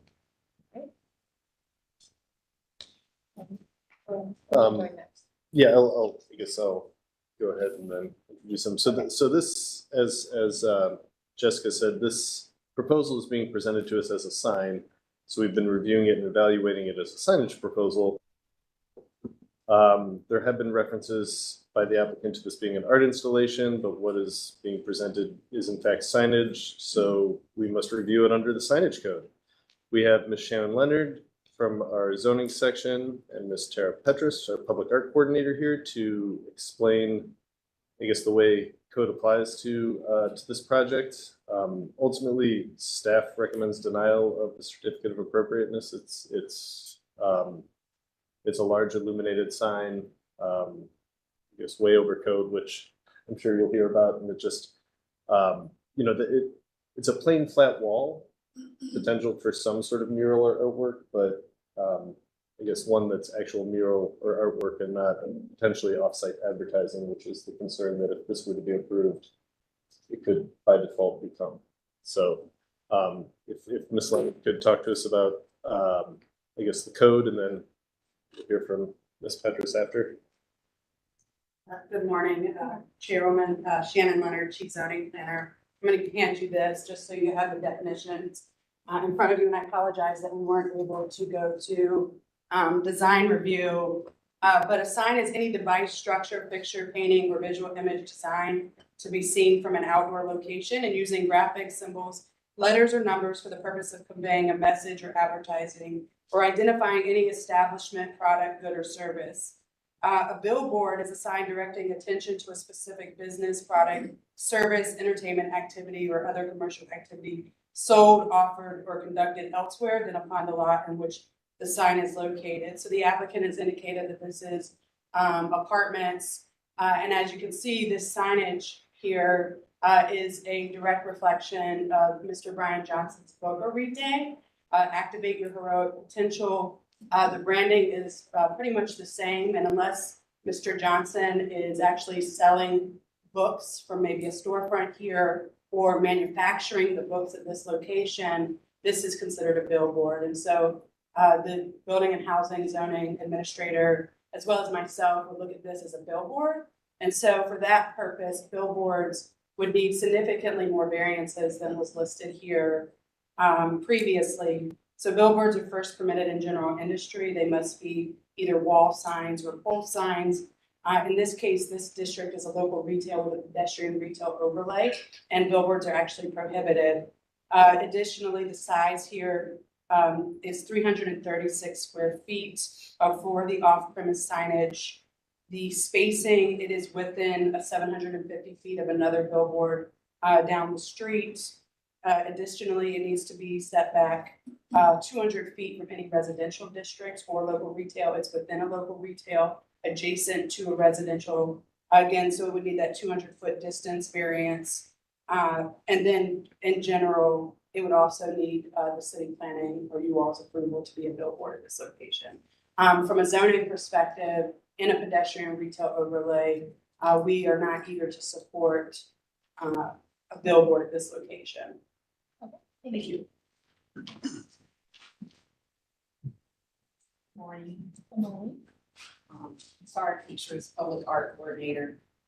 Just piggybacking on what Shannon said, I'm just gonna let you guys see this and pass it around. I do not support this being framed as artwork. If you Google Arete, that is, as Shannon stated, it's a book by Brian Johnson. The font on the billboard is the exact same font that's on the book. The color scheme on the billboard is also the exact same color scheme on the book. And not only is this Arete selling a book, it's selling a product, a lifestyle product. That lifestyle product is $100 annual premium service, or if you take Mr. Johnson's heroic coach class, it's $2,999. For the website will go up to $4,999 if you sign up for the coaching. I don't know how Houlihan Capital benefits from this, or if the author is providing copies of the book, but removing the website is not turning it from a billboard into artwork. And also Google Arete, third video down is the author's YouTube video where you can find out a lot of this information. It has a bunch of quotes from famous people in the billboard.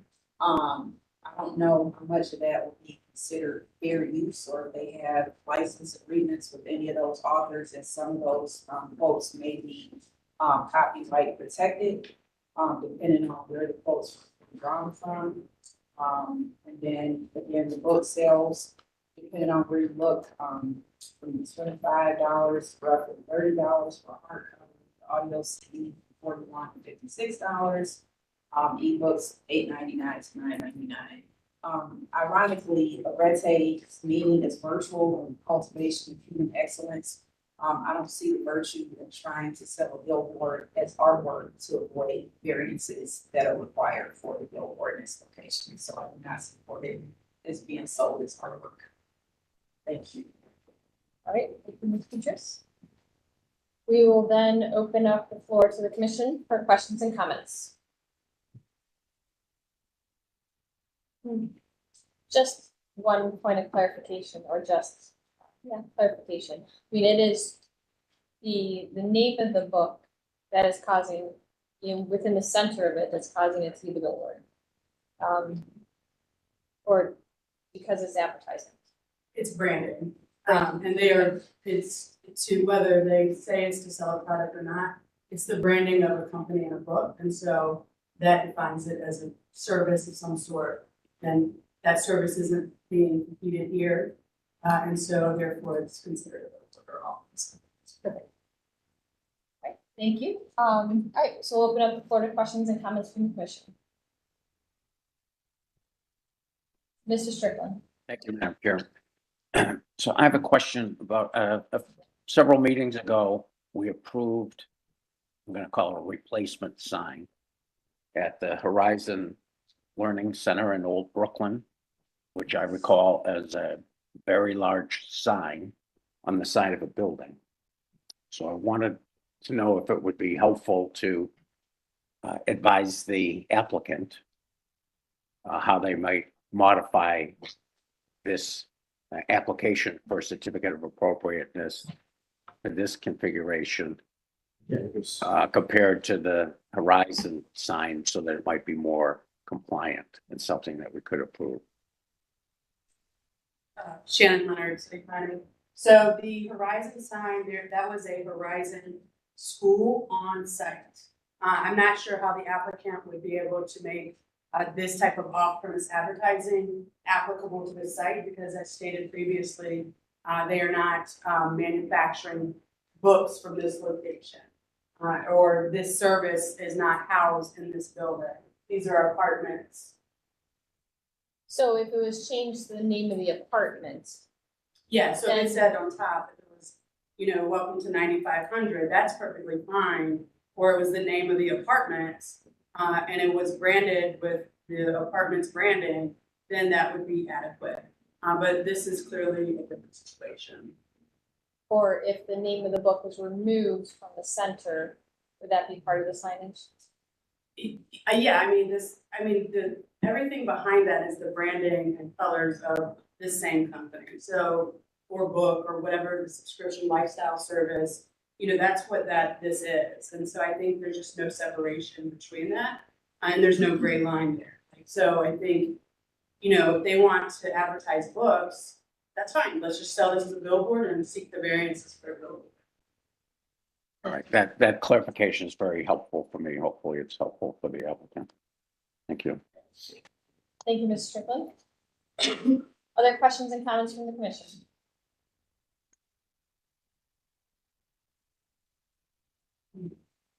Yes, I will go next. Is that, I mean, I think it's a very intriguing, you know, approach that they're proposing here, but I do agree that because of the advertising in the center, it's a billboard.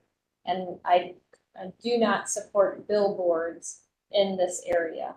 I would support public art if it was modified to meet the public art standards on a wall like this, and or signage for the building to be incorporated on this wall. So I do support the concept if it was modified to meet the requirements of the city, to make it align with the requirements. But the current approach, I cannot support because of the advertisement in the middle of the proposal. I think it's interesting though, you know, and I think this area would really appreciate having inspiration of quotes to and or beautification of this area, which you're proposing here. But I don't know if this is the right solution yet. So I do not unfortunately support this proposal as presented. Other questions or comments from the commission? I would make the comment that regardless of what is presented on the canvas, which is a separate issue, I don't know that I would support backlit sign or backlit art in this location. And I don't know that I would support this large of a canvas on this building. I think I would significantly shrink it. Definitely not have it come as low to the ground as it does, and maybe not take up quite as large of a percentage of that side of the building. I also would recommend that any fasteners are in mortar joints. And like I said, I think an externally lit mechanism would be more appropriate. Thank you, Mr. Mayor. Other questions and comments from the commission?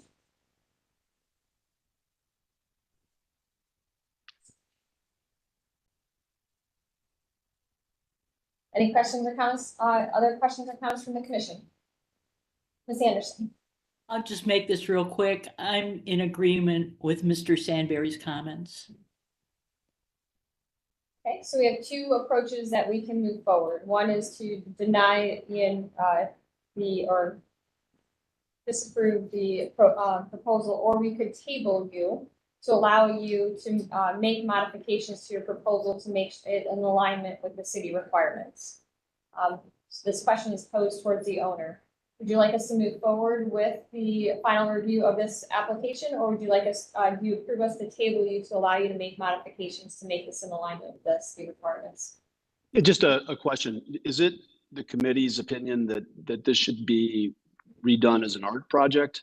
Or is it, because there's no advertising here, there's no financial relationship at all between the property, any of its owners, the book, it's called Heroic Public Benefit Corporation. So it's a nonprofit company. And I just viewed it as a piece of artwork. We're able to raise the sign slightly. The bottom is about 6 feet right now. I think we could reconfigure that and shrink it a little bit so that it would go down about 8 feet. But beyond that, I'm not certain what we can do just with the mechanics of it. So I'm just asking you, is it better to table it, or for us to pursue it as an art project and, come at it from that standpoint? But it sounds like it still has to roll through this committee. And then wouldn't a billboard imply that there's some type of a financial arrangement or incentive or advertising that's being done? There's nothing done here. There's no advertising. There's no financial remuneration. This is simply for the existing tenants and residents there. Well, I think, with the reference to the book in the center, it is viewed as signage. Even though you may not be getting financial benefit of it, you are advertising that product. So that is what is causing it.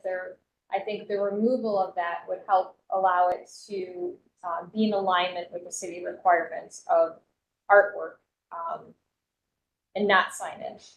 But if you are open to, I think it'd be more approvable if there was artwork, in this area based on, other mural opportunities there have been and programs that have been in the overall area across the city.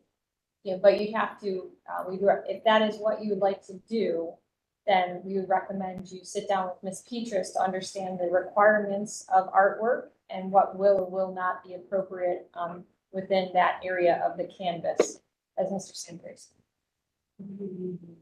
Mr. Rogers. I would just add that the artwork would not require any sort of structure, because you can put heat applied vinyl on the side of this building, and I think realistically demolish a structure on this side. I think that would push it more towards artwork than the billboard feel. So. Ms. Peaches? I agree with Mr. Sandberry. If they're gonna approach it as artwork in addition to the branding, rather that's the title of the book, and also the branding colors. But I would also agree with Mr. Sandberry that the backlighting, I think that's a huge risk. I would recommend going with a different material, like I'll say the heat applied vinyl or something mesh with maybe some uplighting, but I would not do backlighting because of the risk that come with that and financial repercussion if it's damaged. It has to get a hole in it and light is through. But the immediate thing that would need to happen is that the name and font from that book and lifestyle be removed. Did the owner hear all of that? No, but that's okay. I got the gist. So all right, why don't we table this for now, and we'll come back to the commission. We're gonna have to we'll figure out what we're going to do. It's just a shame that the residents in this community can't get outside investment to make it better for them. So I understand the commission's responsibilities though. And like we said, we support your, in concept, incorporating artwork in this area to really beautify this area and provide this to your residents. But this solution is not compliant or approvable at this time. So once again, we support the approach. We just need to work on the execution. Okay, thank you. I don't want to, so just from a procedural standpoint, should we table it, terminate it, resubmit it as a piece, as artwork, or probably all of our, you're gonna tell us it's our decision, but We could, there's obviously two approaches. We could deny it so that, because this won't be approached, Ms. Leonard. One I guess the second. key question would be, are they willing to remove the branding from this? Because that would be doing with it, moving to the Harper sphere. So did the owner hear that? If you're willing yeah, to. they keep referencing the branding. It's a Greek word. It's arete is the pronunciation of it. And no, that takes away the meaning. It means excellence. It means to flourish, and it gives reference to the quotes there.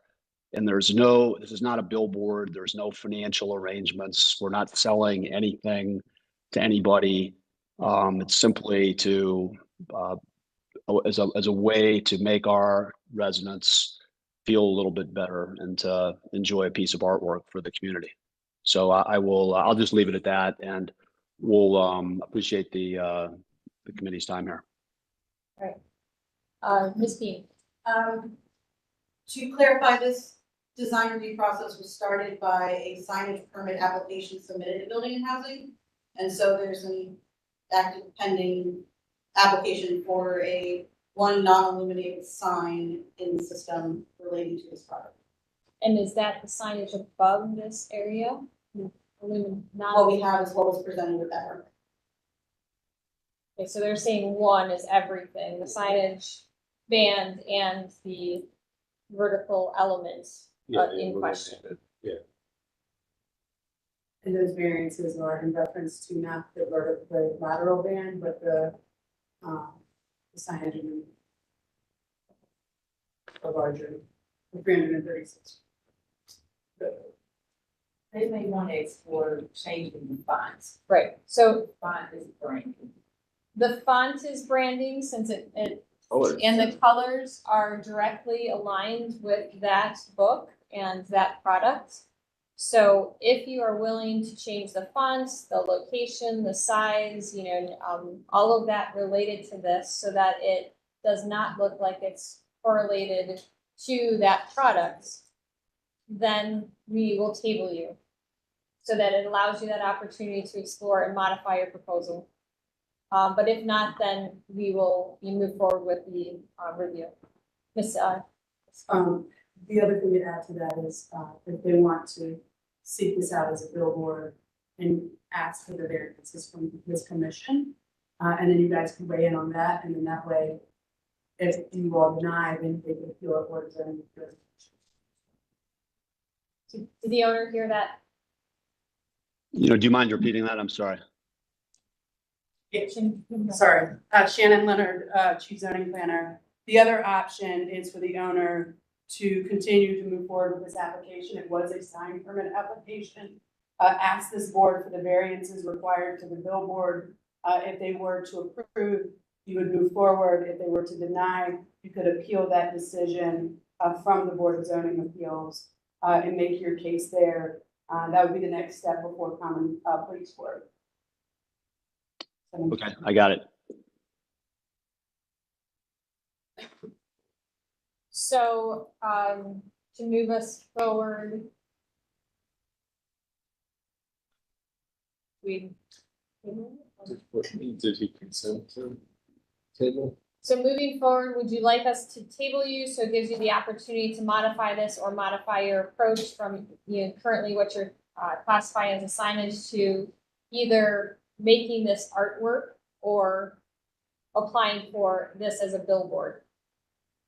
That gives me two good options, so I appreciate the committee's consideration to just table it, and we'll be back to you with let us get our ducks in the row here. So we do have your approval to table you, okay? Yes. All right, thank you. All right, so do we have a motion to table? I'll make motions to table this application.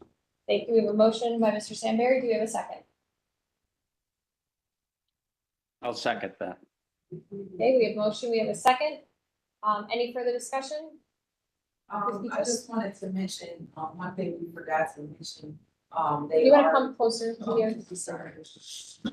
Sorry about that. I did forget to mention, I believe it was brought up in design review that they are going to be distributing copies of this book to the tenants in the building in addition. So it's back to the branding and products. Okay.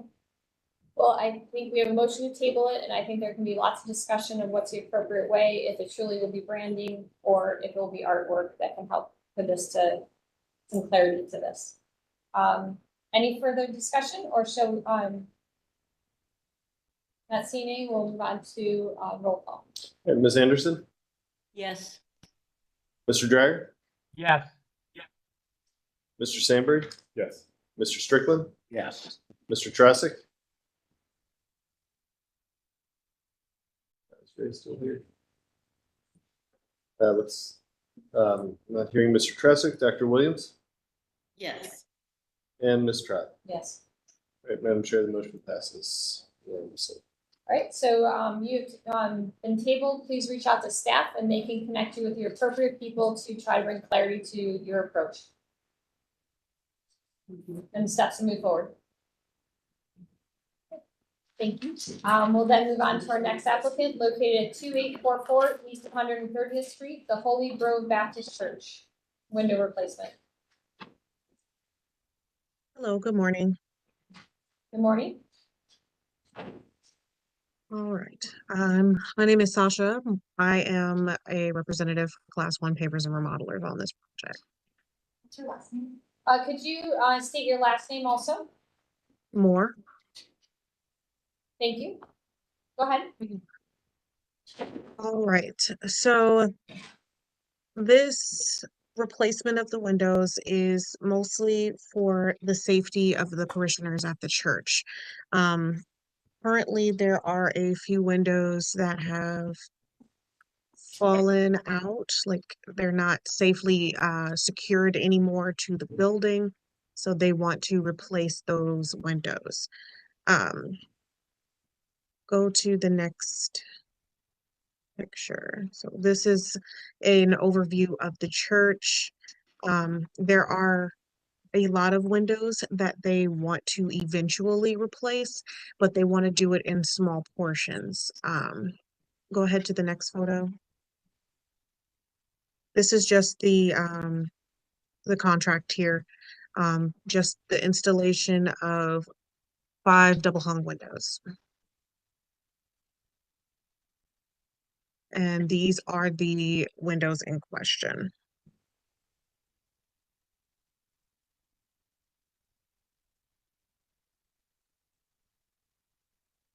So the windows will have the same design. They'll just be vinyl windows. I believe they're currently wood. And this is just some of the specs of the windows that we're going to use.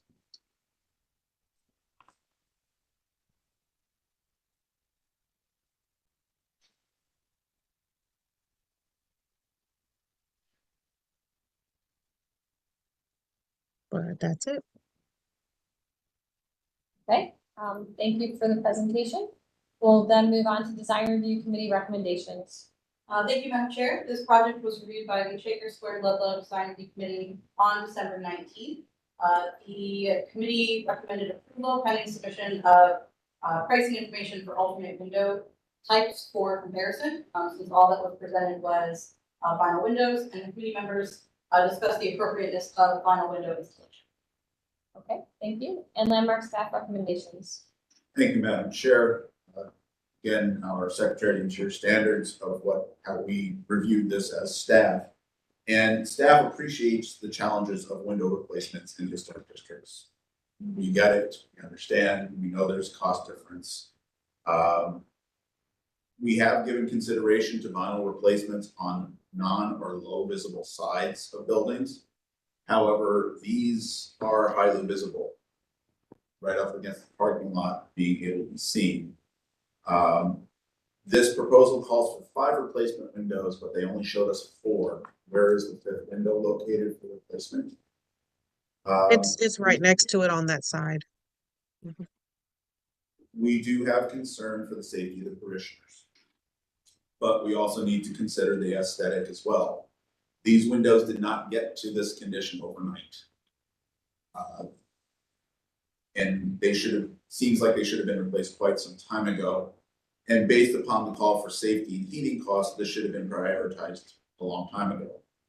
Unfortunately, the church decided to prioritize signage last year, including consideration of an expensive electronic messaging center, which eventually did not get done, and they replaced their signage out in front instead.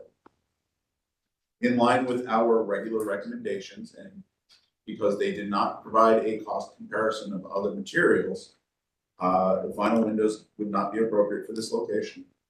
The grids should be exterior applied, matching the dimensions of the original. We do not feel that frosted glass is appropriate.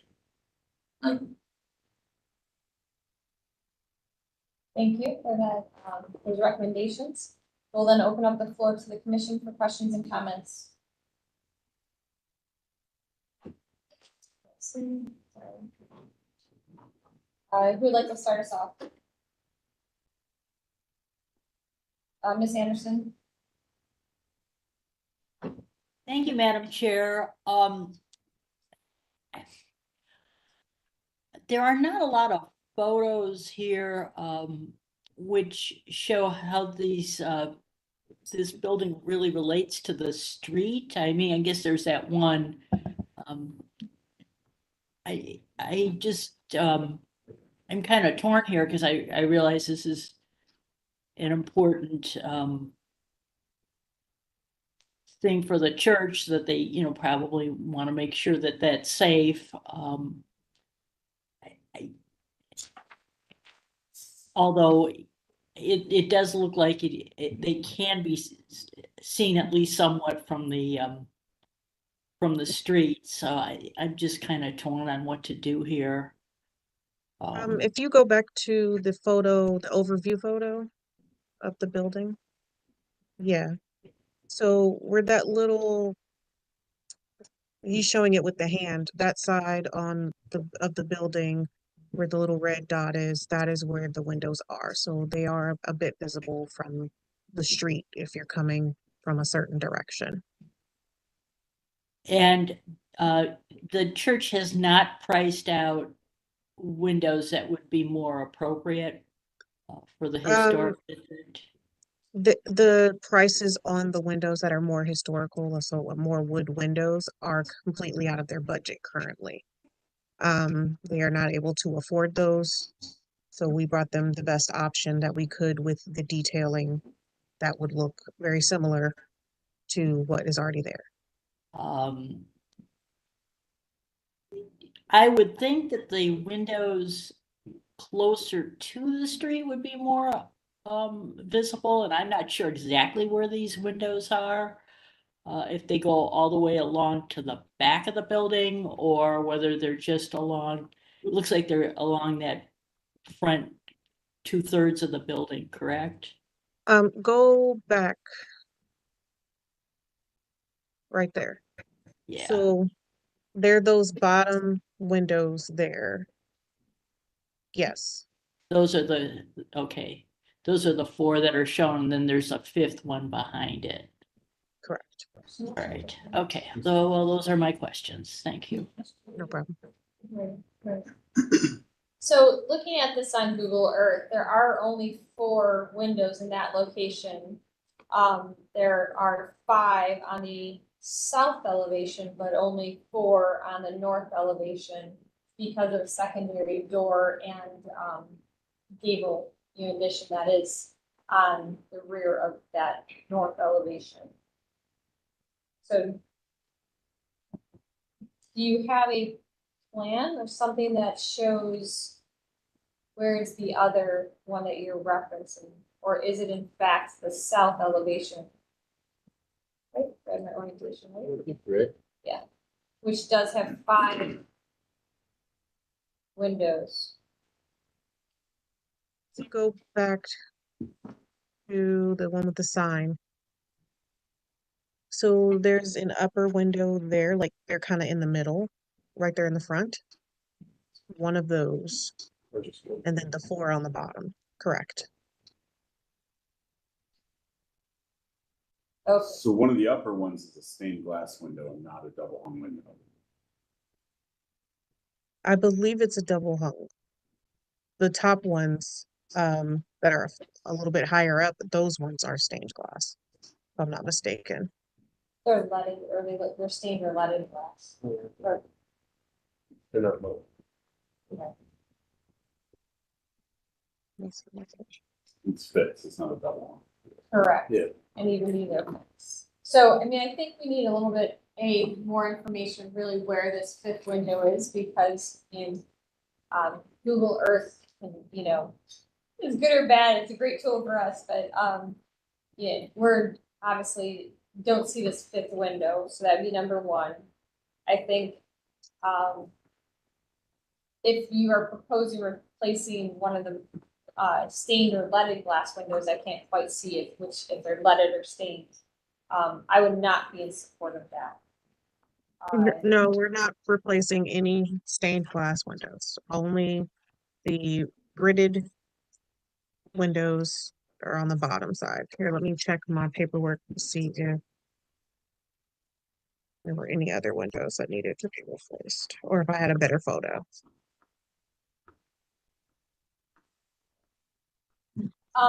Regardless, let's just keep moving forward. Related to the material, we understand the investments that the church would like to make here in the property to, especially for its parishioners, and appreciate that. But vinyl windows are typically not approved unless you can demonstrate the financial hardship of, you know, using a vinyl versus a like aluminum clad wood products that would match what you currently have. Have you gone through that analysis and or submitted it to staff? No, we have not. Okay.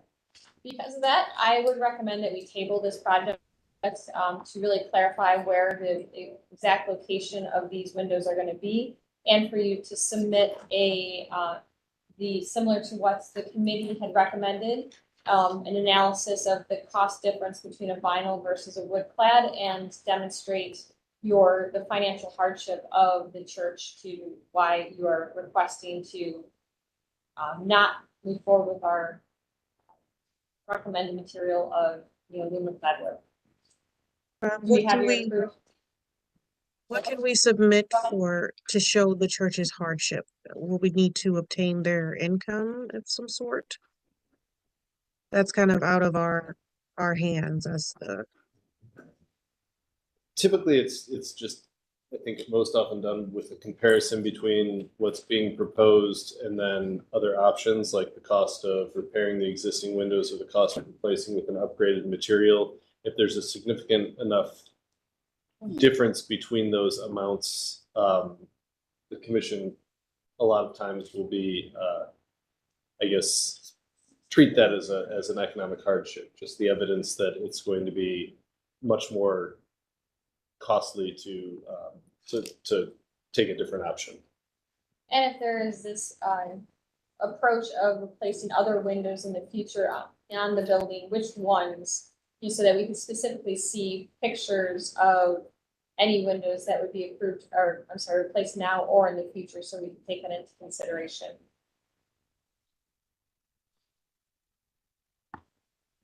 So with that, do we have Mr. Brundage before I say? Yeah, the other thing is to take into consideration a composite. We would not recommend a straight wood product because it doesn't last anymore. So like it's a aluminum clad or a composite type material or fiberglass are the 3 that we generally consider want to see that kind of comparison. We went with vinyl because it was the most cost effective for the parishioners, because of their budget.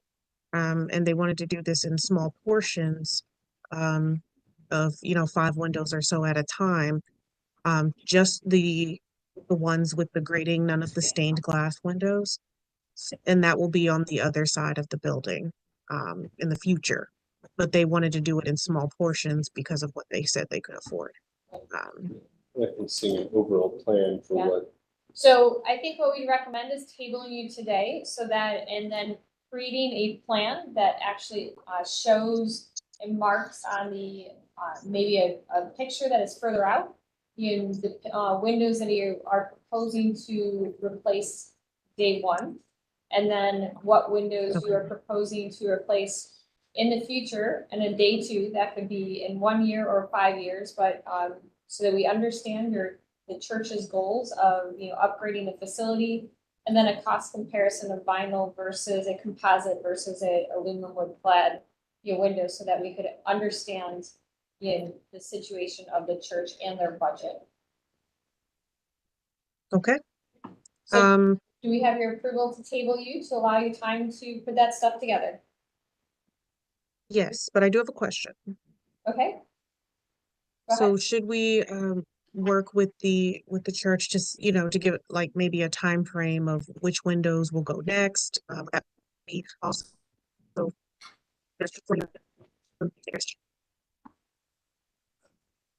You broke up a little bit there, but what I heard and oh, I'm sorry.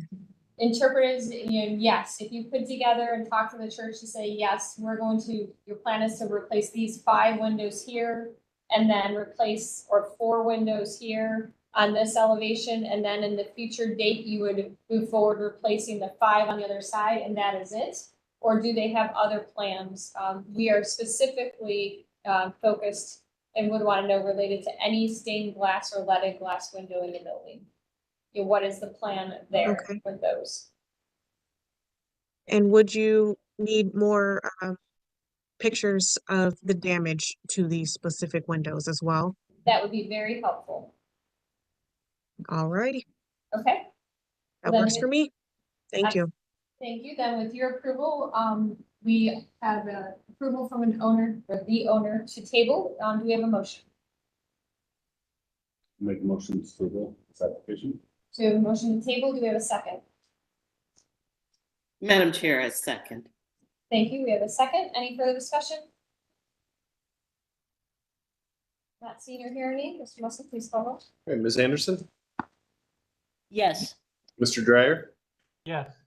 Councilmember Gray, Yes. Mr. Stanbury, Yes. Mr. Strickland, Yes. Mr. Trassick. Oh, he's gone. Dr. Williams Yes. and Ms. Trapp. Yes. And Madam Chair, the motion passes unanimously. All right. So you have been tabled, but feel free to reach out to staff with any other questions you have offline. Alrighty, thank you. Thank you. We'll now move on to our next applicant located 10624 Grantwood Avenue, window replacements. I'd like to welcome the applicant. Please unmute your mic, announce yourself, and tell us about your project. I am Michael Hartley with Window World. We are replacing 22 units, vinyl windows as well at 10624 Grantwood Avenue. 9 on the first floor, 7 on the second floor, and 6 on the third floor.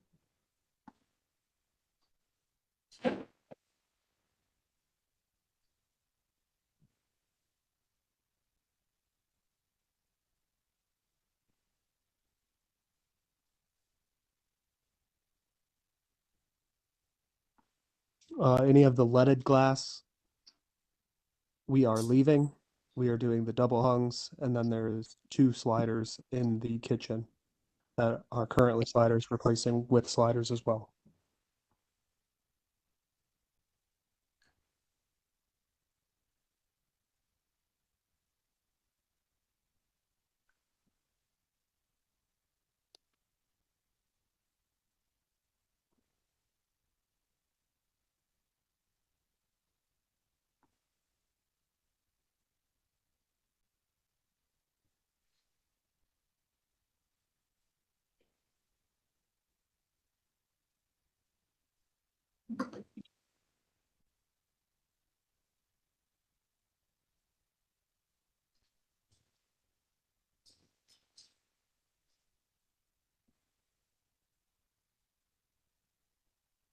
I guess that's the extent of the presentation. We want to move forward with the design review committee recommendations. Thank you, Mr. Secretary. This project was reviewed by the Magnolia Wade Park East Boulevard Grant Allotments Design Review Committee on January 4th. The committee discussed preference for repair or an installation of higher quality windows on the front facade. But we're happy to see improvements being made to the property and did move to recommend approval. All right, as far as the staff recommendation goes, staff is comfortable with and recommends replacing the vinyl windows on the sides and the rear, but recommend an upgraded material on the front elevations.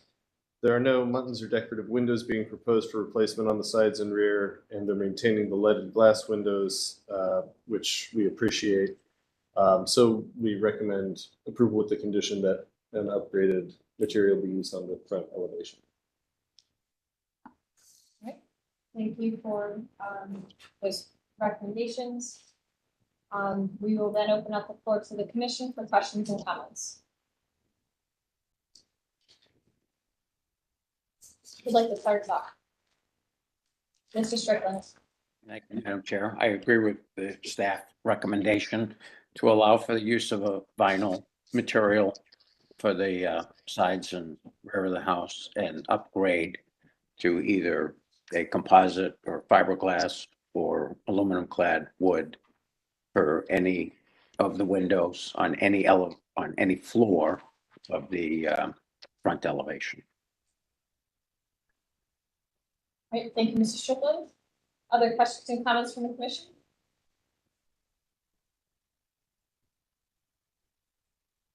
I'm not going to make comments since I didn't see the full presentation or the full presentation, Ms. Anderson.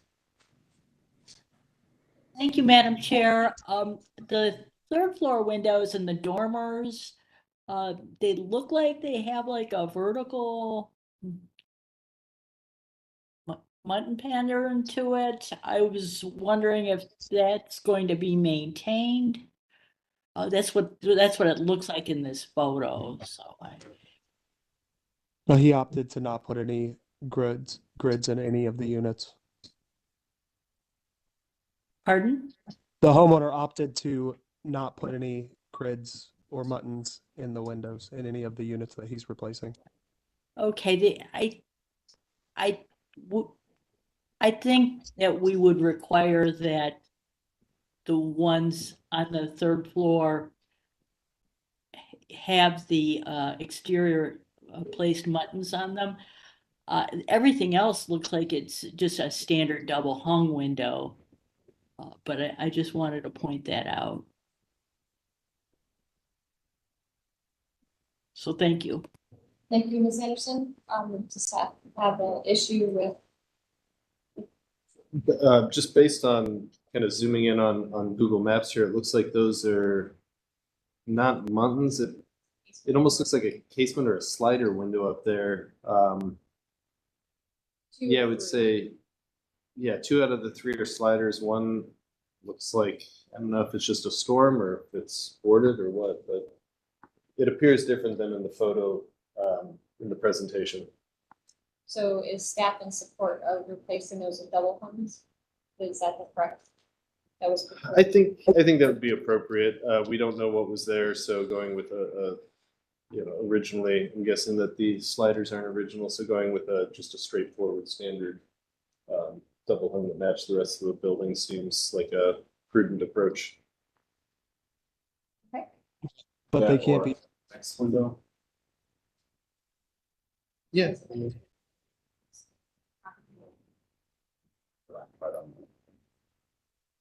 Is the attic occupied space part of your residence?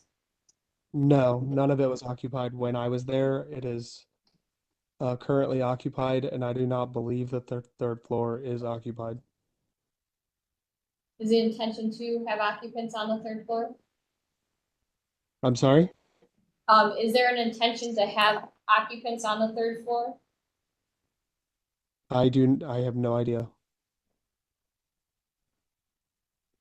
Is the third floor finished or unfinished?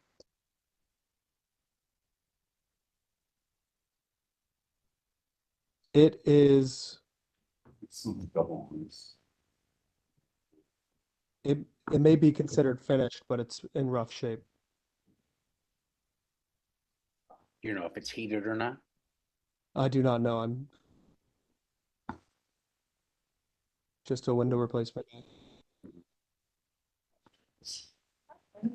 Okay, other questions or comments from the To commission? explain why we're asking those questions to get, so we understand. Right, we're asking the questions because if there's, it is a residential unit, you need, operable windows, on that floor.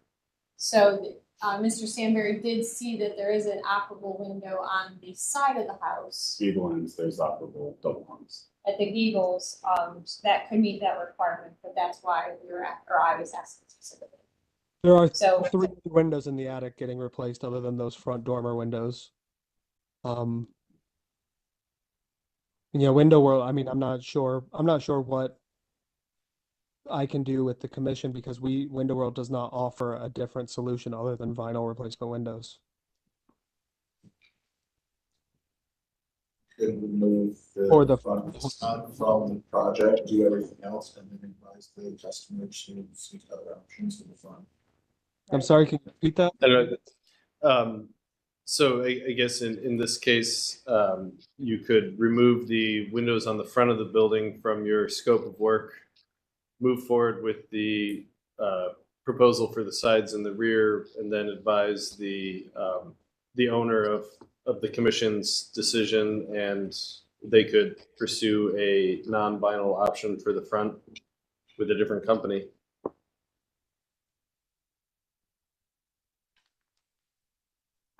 Okay. All right, other questions or comments from the commission? Or would someone like to put forward a motion?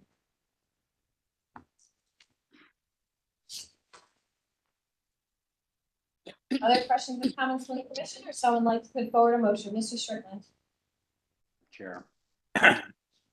So if we went back to that slide that shows the front elevation, we could record the window numbers as part of the motion, but I would move to approve the certificate of appropriateness for the replacement of the windows on the sides and rear of the house where the vinyl window product is proposed, and the deletion of the replacement of any of the front windows using a vinyl product. And the applicant would have to come back with an alternate product for the front elevation.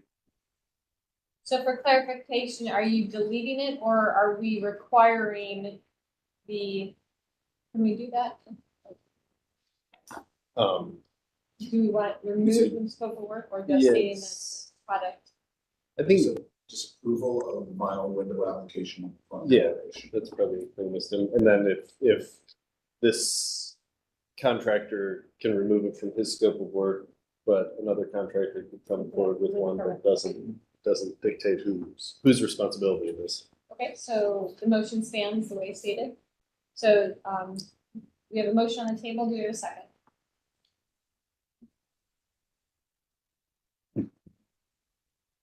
We have a motion on the table. Do we have a second? Second. Right, thank you, Ms. Anderson. Any further discussion? Mr. Musson, please call the roll. Hey, Ms. Anderson, Yes. Mr. Dryer, Yes. Councilmember Gray, Yes. Mr. Sandberry, Yes. Mr. Strickland, Yeah. Dr. Williams, Yes. and Ms. Trott. Yes. All right, Madam Chair, the motion passes unanimously. So you've been approved for vinyl windows on the front, on the rear and the 2 sides. Related to the front, please reach out to staff offline if you have any questions of how to present this to your owner. Okay, thank you. Thank you. We'll then move on to our next applicant located 13708, Ardoon Avenue, new addition. Hi, how you doing? Brandon Krastowski here. Good morning. Good morning. I apologize. Do you want me to start anything now, or should I just wait for you to introduce? No, you feel free to you already announced yourself, so please tell us about your project. Love it. First of all, I want to thank everyone for their time. I know this can be a laborious task, but you love what you do, so it should be fun. And thank you, Councilwoman Gray, for always being there for Ward 4 as a resident. We appreciate it. Okay, we're trying to do something rather simple, a bump out of our existing house here on 13708 Ardoon Avenue. It sits behind Shaker Square. There's two small side streets. It's a great neighborhood. If anyone's looking to move, we recommend it highly. In this bump out, the reason for it is we've had a fourth child, and all of them are skating, you see, and the hockey equipment doesn't smell very well. And we're trying to just create a space we can put hockey equipment, sports equipment, so that we can live in a very sound environment. In any event, it's 8 feet wide. It's if I remember right, 24.5 or 25 feet long. It is it's indicative of what has been done next door to us and throughout the neighborhood, kind of like a small bump out of the house. It's rather simple in its design. We're laying a footer. The exterior will have that wooden lath. We'll try to reuse what we pull off the side of the house, obviously because it's going to the side with the lath exists, and then we'll purchase whatever other wood lath, or I'm sorry, cedar lath that would need to be done. We're trying to mimic the same exterior here with the windows and shutters. Two of the windows that this extension will be, this bump out will be covering, we're looking to recycle those shutters and make them the same height and same pattern as the rest of the house. I'm not sure what else to say other than we think a very simple project. There's nothing exact that we plan on the exterior of it, just to resemble the current existing historic look of our house.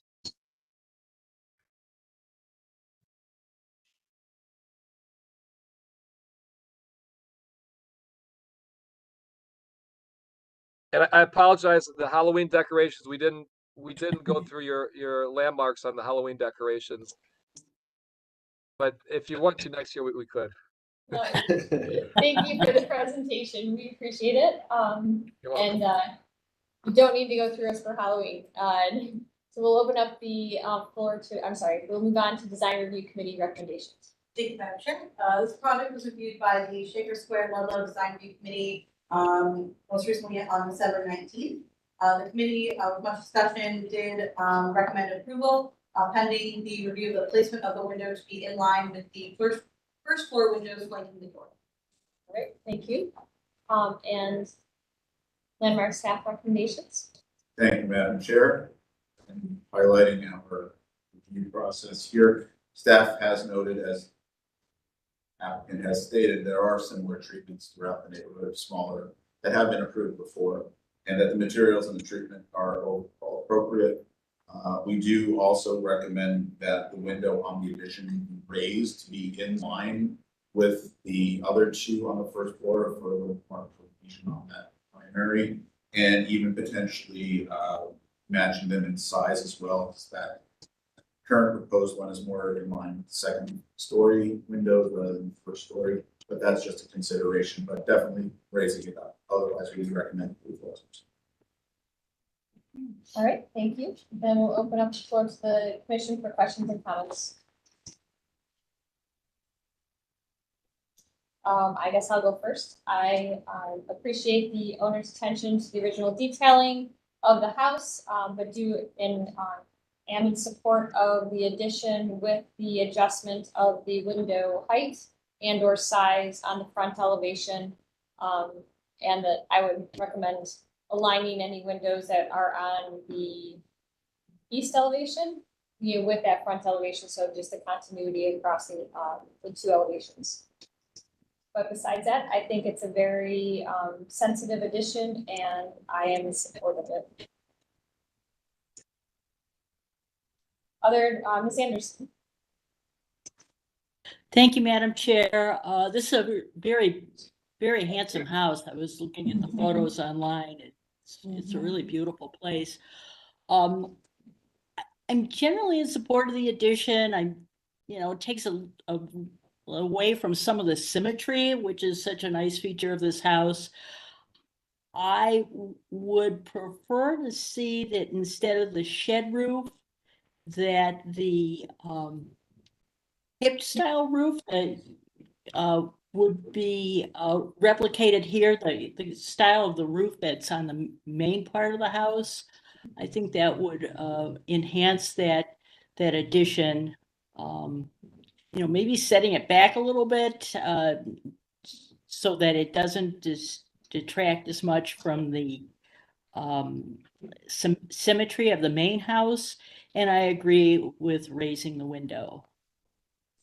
So those are my comments. Thank you. All right, thank you, Ms. Anderson. Could I respond really quick? I just have a question, a follow-up question. Should I hold that comment to the end? Go ahead if you'd like to ask it now.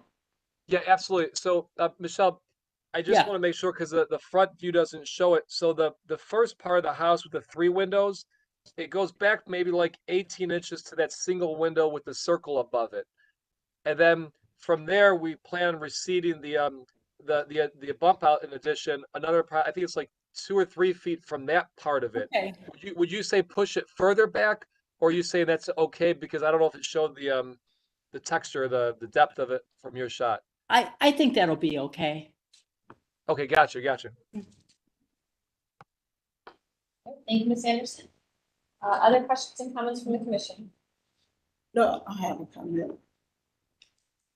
All I want to say is that I know this is a beautiful area, the chalk area as it called per se.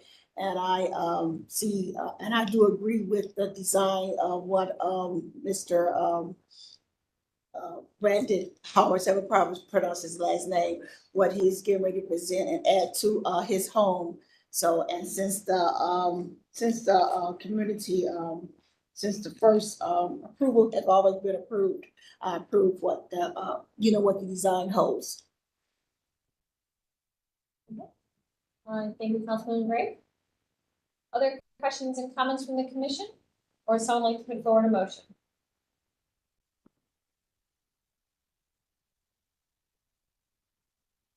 Mr. Strickland. Thank you, Madam Chair. I propose to approve the certificate of appropriateness as presented with the stipulation that the front window in the addition be raised to the head height of the existing windows that flank either side of the door, and that the applicant consider modifying the roof design to a hip style roof to match the existing structure. All right, so we have a motion with some conditions and recommendations. Do we have a second? A second. All right. Thank you, Councilman Gray. We have a motion. We have a second. Any further discussion? All right, not seeing any. Mr. Musson, please call roll. Hey, Ms. Anderson, Yes. Mr. Dryer, Yes. Councilmember Gray, Yes. Mr. Sandberry, Yes. Mr. Strickland, Yes. Dr. Williams, Yes. and Ms. Trout. Yes. Madam Chair, the motion passes unanimously. Excellent. Well, so you've been approved for your addition, and we look forward to seeing it progress. Thank you very much. I appreciate it. I consider coming down in person. I apologize, and I was going to bring a couple hockey bags after the practice yesterday, just to emphasize the importance of this project. So I greatly appreciate this web conference. And so we appreciate you not doing that. So. I have my own house. All right, thank you. Good luck. Thank you. Thank you. All right, we'll move on to our next applicant, located at 2022 Fairview Avenue, building renovation. Good morning, everyone. My name is Kevin Robinetta. I'm representing a client who is partnered with, the client is. Can I ask you to speak up or get closer to your microphone, or I can not really hear you? Is that better? That's better. much better. Thank you. Okay. Representing a client in Little Italy. The man I'm looking for is the contractor who's partnered with the owner of a 3-story, 3-unit brick apartment building located at 2022 Fairhill, with a very small building footprint on a site with no on-site parking. The proposed project is to renovate the 3 apartment unit interiors and replace the existing 3 front porches in kind. And clear and update the surrounding site area. Next slide, please. This is a picture of the exterior of the building. As you can see, the building footprint pushes right up against the sidewalks. The porch, the 3 porches that you see on the left-hand side has been removed. It was a danger and a hazard adjoining the sidewalks. Next slide, please. This is the view from the east. We are talking about replacing all of the windows. The building itself is in pretty good shape. The shells are really in very fine shape. The interiors have been demoed in anticipation of the renovation. Next slide. This is the context. The building is in the middle of the photograph, directly across from the Montessori school across the street. Next slide. I'll read through this. This describes the work that we're proposing. The building's been vacant for some time, although the shell in the building envelope is in relatively good condition. Exterior porch has been removed due to its deteriorated condition. Existing windows are vinyl-clad double-hung replacements at the 1st and 3rd floors, presumably original wood windows at the 2nd floor. Exterior doors are painted wood doors and frames. The brick masonry is to be tuck pointed, stone headers and sills to be cleaned and sealed. General exterior work proposed for the porches is we will rebuild the brick piers with a height and material to match the existing. The remaining posts to be AZEK trimmed out, PSLs, decking to be composite floorboards over treated wood framing, tongue and groove stained wood ceiling at upper deck with trims at eaves, and white aluminum OG gutter and downspout. Roofing to be asphalt shingle hip roof flashed into masonry wall. Railings to be vinyl top and bottom rail with 1.5 by 1.5 inch pickets. White vinyl lattice at underside of porch deck. The door replacement, we're looking at a fiberglass stile and rail door with a half light of glass. Window replacement, fiberglass windows, replacing the vinyl clad at the 1st and 2nd floors, and fiberglass replacing the painted wood at the 2nd floor. One of the recommendations made by the committee in Little Italy was to go with a colored window. There are 2, which are on this slide, the sandstone and the beige. We're recommending the beige. Basement windows to be replaced with glass block inserts. Basement access door and stair to be retained.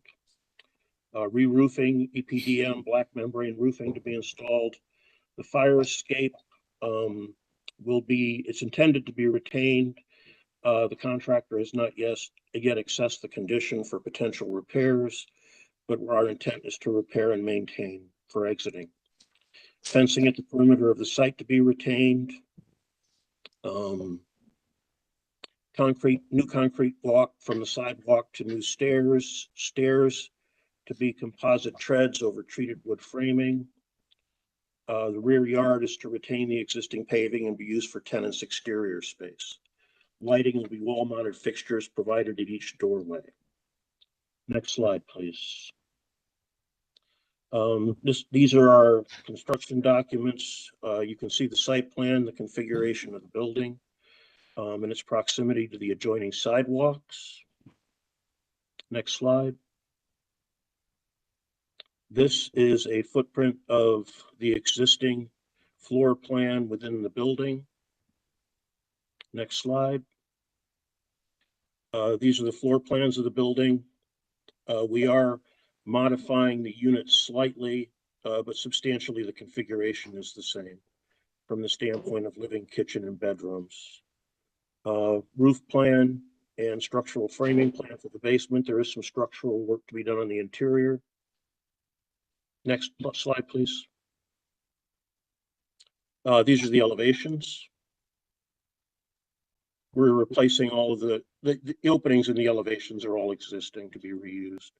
And you can see the new porch configuration, trying to match what was there as closely as possible. Next slide. The remaining elevations.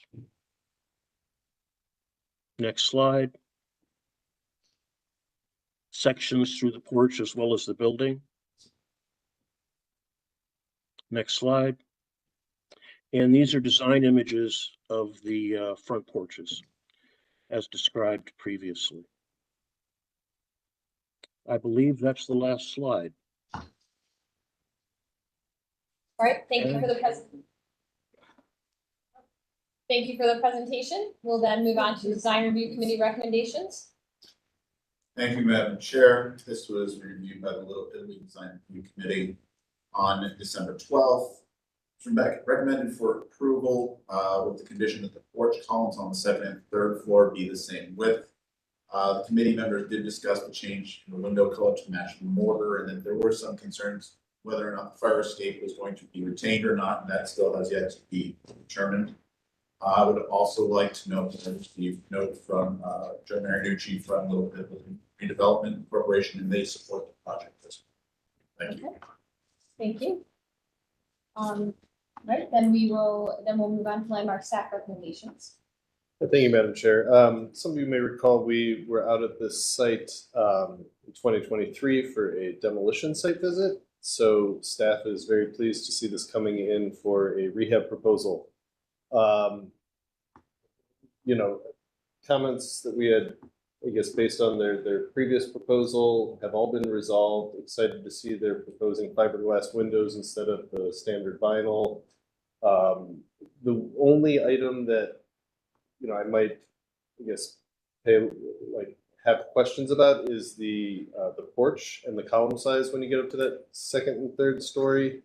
It looked like, I guess, the renderings might show a beefier column than what's being shown in the line drawing. So just want to ensure that those are similar to what was there and that they be, you know, an appropriate scale for the building. But otherwise, you know, staff is very supportive of this project and would recommend approval.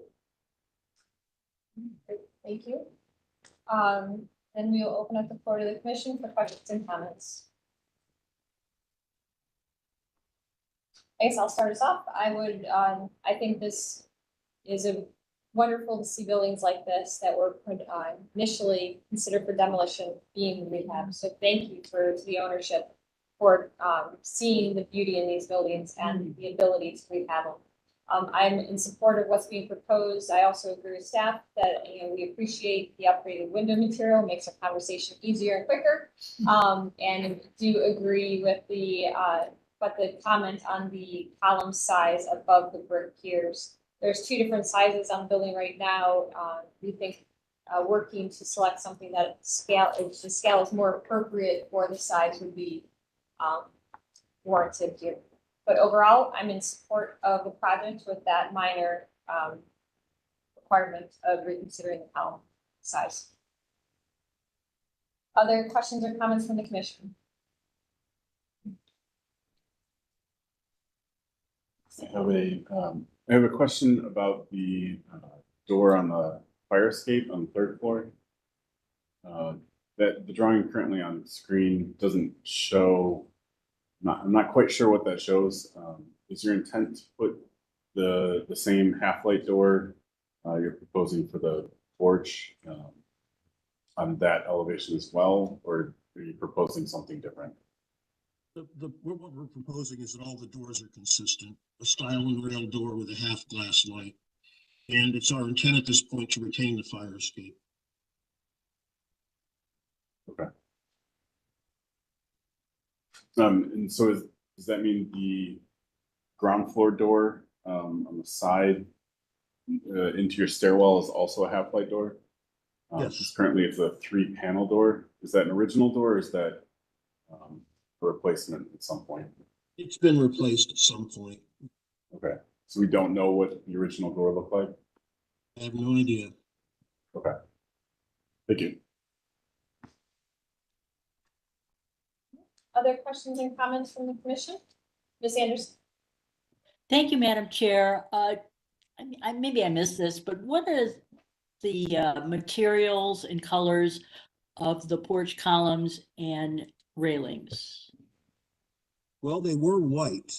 And that's a good question. You know, the intent was to maintain them as being white. They may want to follow the color of the windows and doors, as recommended to be the beige.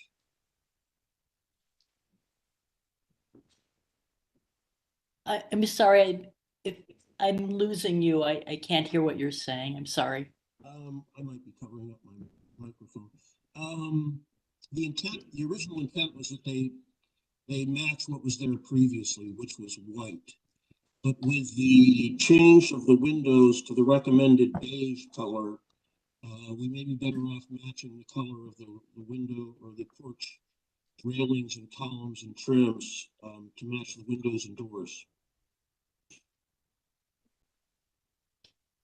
Yeah, Could you under the- modifying to the,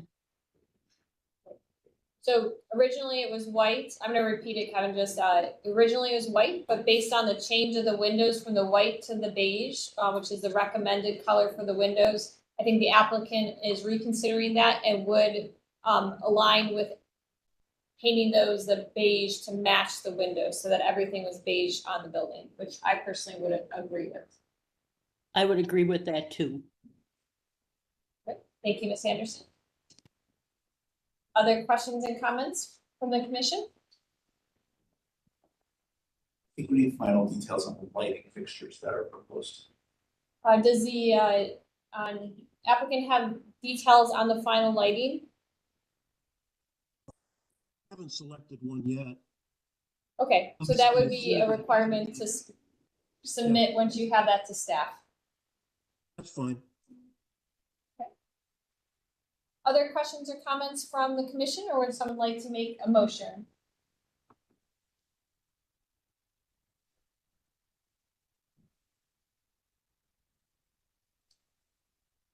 Other questions or comments, or would someone like to make a motion? Ms. Anderson? Hopefully I'm getting everything here. I move to approve as presented with the consideration of changing the porch coloring to beige from white. And would you also consider submitting the lighting for approval to staff once selected? And then change, go ahead. I knew I missed something.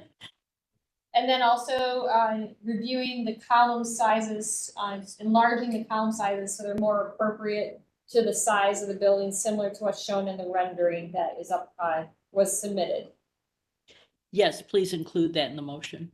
Okay, so we have a motion with some conditions. Do we have a second? I'll second. I'll second that. All right, we have two this time. Arm wrestle for it. 2 seconds. Any further discussion? I guess just one quick point of clarification. I have approved presented with consideration of the porch color be beige instead of the white that was originally proposed, and that the columns be enlarged in size to match the rendering. Was submitting lighting to staff consideration or recommendation, or is that a requirement? Requirement. Requirement? Ms. Anderson, a requirement? Yes. Yes. Yeah, just want to make sure. All right, thank you for clarifying. Any other discussion? Mr. Musson, please follow. All right, Ms. Anderson? Yes. Mr. Dryer? Yes. Councilmember Gray? Yes. Mr. Sandberg? Yes. Mr. Strickland? Yes. Dr. Williams? Yes. And Ms. Trott? Yes, All right, Madam Chair, the motion passes unanimously. excellent. Thank We you look all forward very to. much. Thank you. Good luck with your project. Madam Chair, I need to recuse myself from the next project. I am part of the project, so I'd like to sit on the other side of the table, if that's possible. Yeah. Do I need to wait? I think if you're part of the presentation and presenting, as long as you're. I'm not presenting. Yeah. So I will answer questions. Put you in the glass room. No, I think as long as there's clear separation. Okay. Okay, I'm not presenting. Yeah, basically we have the owner here. all right, so we do have the owner. So we'll move on to our next applicant located 11817 Lorraine Avenue, Variety Theater, rehabilitation.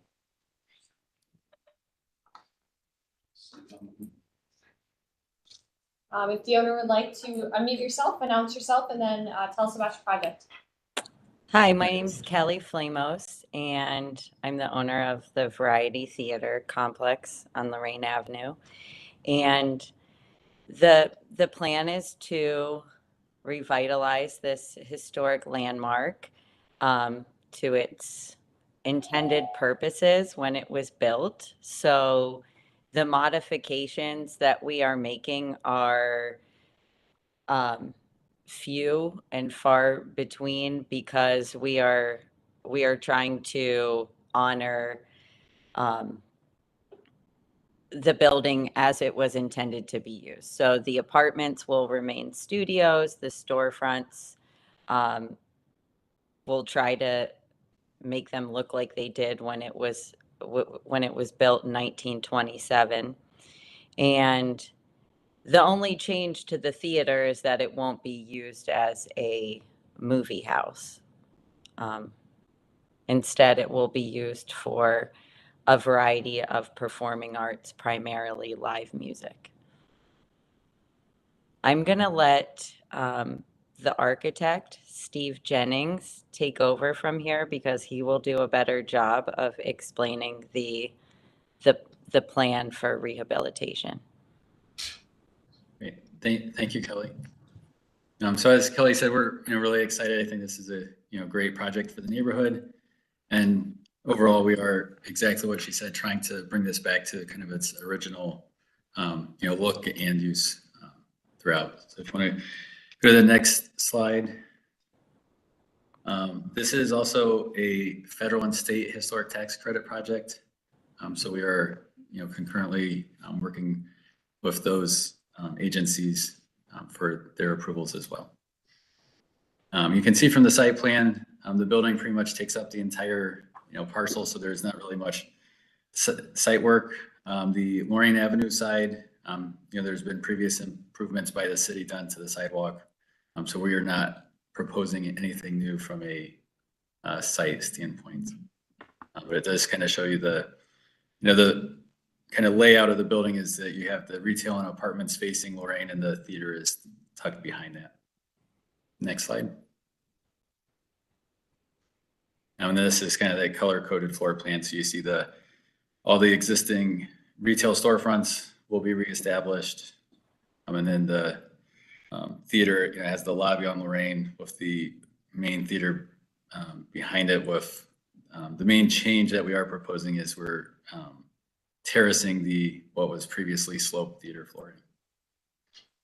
Next slide. And this is the second story, which is really limited to the apartments. And then there's also the balcony in the theater, which will remain as it is currently. Next slide.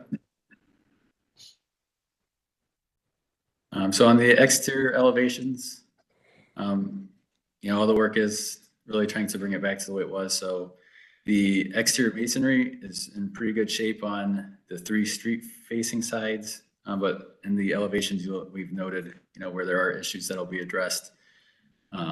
The south side is really the one that has the worst deterioration. So the majority of masonry tuck pointing and repair would be on that elevation. All the existing storefronts will be repaired. So they're not being replaced, they're being repaired and reconstructed as needed. There are 2 areas where the original transoms were removed. So we'll be rebuilding those transoms to match the original configuration. All the storefront doors were previously replaced. So those will be replaced with new doors with 3/4 light glass. And those will all be aluminum. And everything color-wise will be in the bronze color, which is on the right side of this slide. The second story apartment windows will all be replaced. Those are all, currently they are replacement windows. There's no original windows remaining. So those will be new aluminum framed windows with the bronze color again. The section over the lobby entrance doors for the theater has some type of maybe plywood paneling hiding what was behind that that's intended to be removed, much like the storefronts, and repair, restore what's existing. The lobby entrance doors are also previously replaced, so those will be aluminum storefront system and doors. But again, with that, trying to match that original configuration with the 3/4 light glass doors.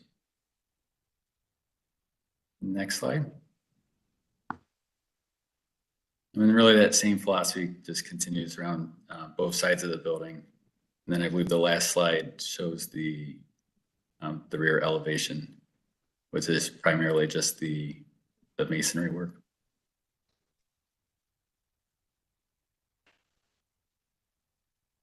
I think that's it. Any questions? Thank you for the presentation. We will begin with design review committee recommendations. Thank you, Madam Chair. This project was reviewed by the Historic West Cleveland Design Review Committee on December 20th. And they were very excited to see the project come through and recommended to approve with consideration to match the new lighting with the soft lighting on the marquee. So that the whole building is cohesive with their lighting. And they discussed colors presented as well as the future of the stained glass behind the marquee. So we're happy to see that the plywood will be removed and the whole building really brought together. Thank you. And staff recommendations. Oh, I'm sorry. Kelly first. Yes, Councilman Kelly. Do you have any? Hi. Did you want to hear from me? or- Yes, yes, sorry. Well, this is pretty exciting. You know, I just became a councilman and this has been ongoing for quite a few years. But I remember Mr. Pianka and how long it took over at Gordon Square. I think sometimes people forget just how much a battle and how long that took. And when I'm looking at this variety right now, I'm thinking, I grew up in Collinwood fella, and I'm thinking the Croatian Tavern that turns into Beach Club Ballroom, and that's brought some development there. But actually, I'm a 46-year member of Local 310. I remember going to Jefferson down the road, going to Steel Mills, and everybody would come up for chili and a coffee. And then Ohio City, they look nothing like they look like today. And I really feel that the variety with the width of the sidewalks and the area where it can turn into Tremont or something. This is the main thing, and worked very hard since I got here. The two things I campaigned on was stopping the cars going off East 90 and West Boulevard. We got that taken care of. That was 40 years, and this is going to come to fruition now. And Kelly Flamos and everybody wants to be classy. I guess you would call it historical to put it back to, but it's going to be phenomenal, and it's going to spur a lot of development. My word, I'm very excited that we're here, and I'm excited that you're adherent to what it should be, but the people doing it are as well. So I just want to thank everybody. Thank you, Councilman. Then we'll move on to Chad from West House. Yes, CDC. Good morning, everyone. We absolutely love this project. We love what the architect and Kelly's done here. Just really want to repeat what the councilman said. This is huge for our neighborhood. This is huge for our commercial district, and we're really excited to see this thing proceed. This, as presented, has 100% of the support of Westtown Community Development. Thank you, Mr. Dasher. Then we'll move on to staff recommendations. All right, thank you, Madam Chair. I guess just echoing what has been said, I think staff is very excited to see this rehab moving forward. It's, I mean, I guess just personally for the last 20 years, you hear about the Variety Theater and people trying to come up with a rehab plan and then something falls through or it has to transfer or something like that. I was in the building 2-3 years ago, and it is a major undertaking to rehab. It is, there's a lot of damage, but a lot of great features still in there. So as a historic preservationist, very excited to see the old building given a new breath of life, and confident that with them getting the state and federal historic tax credits, I believe they're working with Heather Rudge and her group. So, you know, experts all around, no concerns, and there'll be extra eyes on this because of the tax credits. So staff is very comfortable with the proposal and recommend approval. Excellent, thank you. We'll then open up the floor to the commission for questions and comments.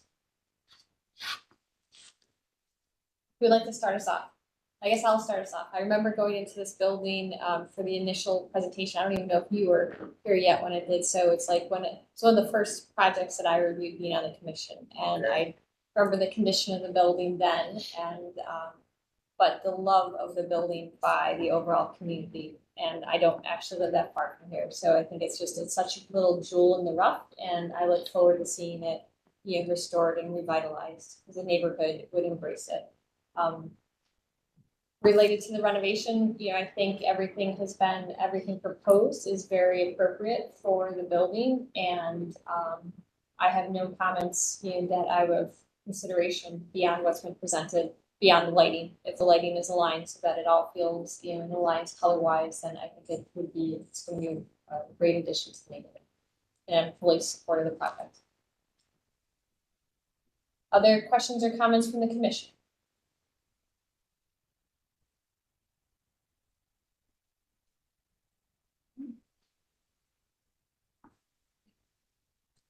Sorry, Mr. Strickland. Thank you, Madam Chair. I just want to commend the applicant for taking on this significant project, and I'm sure that it really will revitalize the area and be a tremendous boost to the neighborhood. I think the way the detailing has been handled is totally appropriate, and very anxious to see this project move forward successfully. Thank you. Thank you, Mr. Strickland. Ms. Anderson? Thank you, Madam Chair. I just want to echo everything that has been said so far, and I know it's been a long time coming. The Westtown has been working hard to try to find a developer for this project for many years, and I'm really glad to see this coming to fruition. And I look forward to what takes place here. Thank you. Thank you, Ms. Anderson. Other questions and comments for Mr. Brungers? I'm excited about this too, but I just want to try and be a little bit proactive on some stuff here and make a recommendation to the owner about possibly creating a signage master plan for this building. We've seen in other, like the Capitol Theater and others that have multiple storefronts, and figuring, let's tell the folks who are coming in as the tenants what the signage requirements are up front, so we don't have all this deviation. And I think it would help, especially with the review of it, to make things move smoother, and that way they're informed up front. Great recommendation. Other questions and comments from the commission?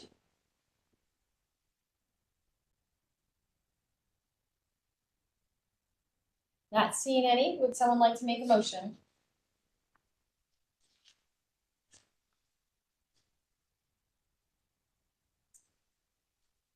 Alan, I'll make the motion to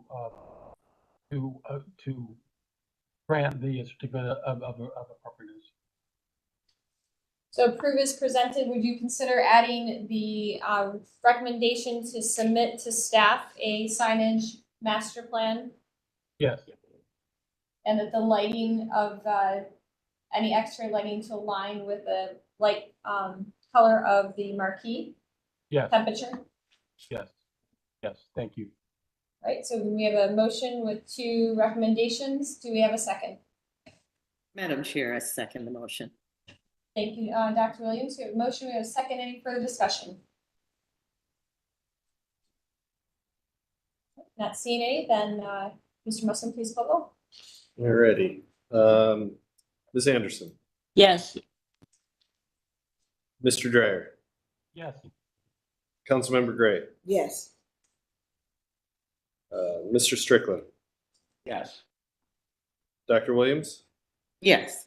and Ms. Trott. Yes. Madam Chair, the motion passes unanimously. Congratulations. We look forward to seeing your project move forward. Thank you, everyone. All right. You said you were it.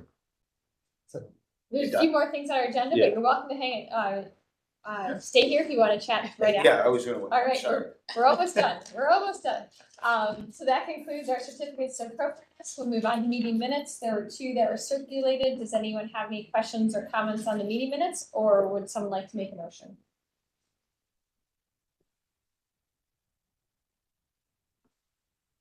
I'll make a motion to approve the meeting minutes from June 9th, 2022 and November 30th, 2023. We have a motion. Do we have a second? Second. So we have a motion and a second. Any further discussion? You must please call roll. Hey, Ms. Anderson, Yes. Mr. Dreyer, Yes. Councilmember Gray, Yes. Mr. Sandberry, Yes. Mr. Strickland, Yes.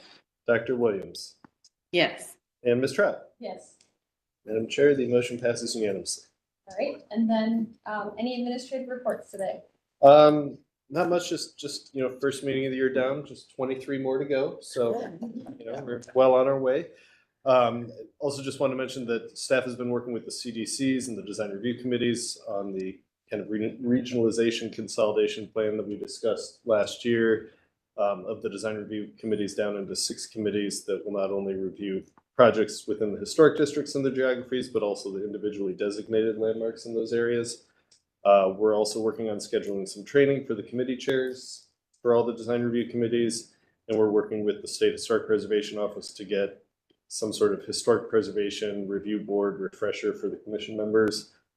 Since we now have a full commission and some newer members, it seems like a good time to take some time and go over, you know, what it is we're supposed to be doing, Secretary of the Interior standards, Robert's Rules of Order, and then just other potential policies that we might want to craft to make things move more smoothly. So that's hopefully all coming this year. Excellent. All right. Oh, As a reminder, we have a demolition site visit next week on Wednesday, on East 156, and that's the only upcoming demolition site. Excellent. Thank you. Currently scheduled. Thursday. Currently scheduled. Yes. All right, so that concludes our administrative reports. And with that, then we will adjourn our meeting and see everyone in 2 weeks. Thanks, everyone. Thank you. Have a great day. Yeah.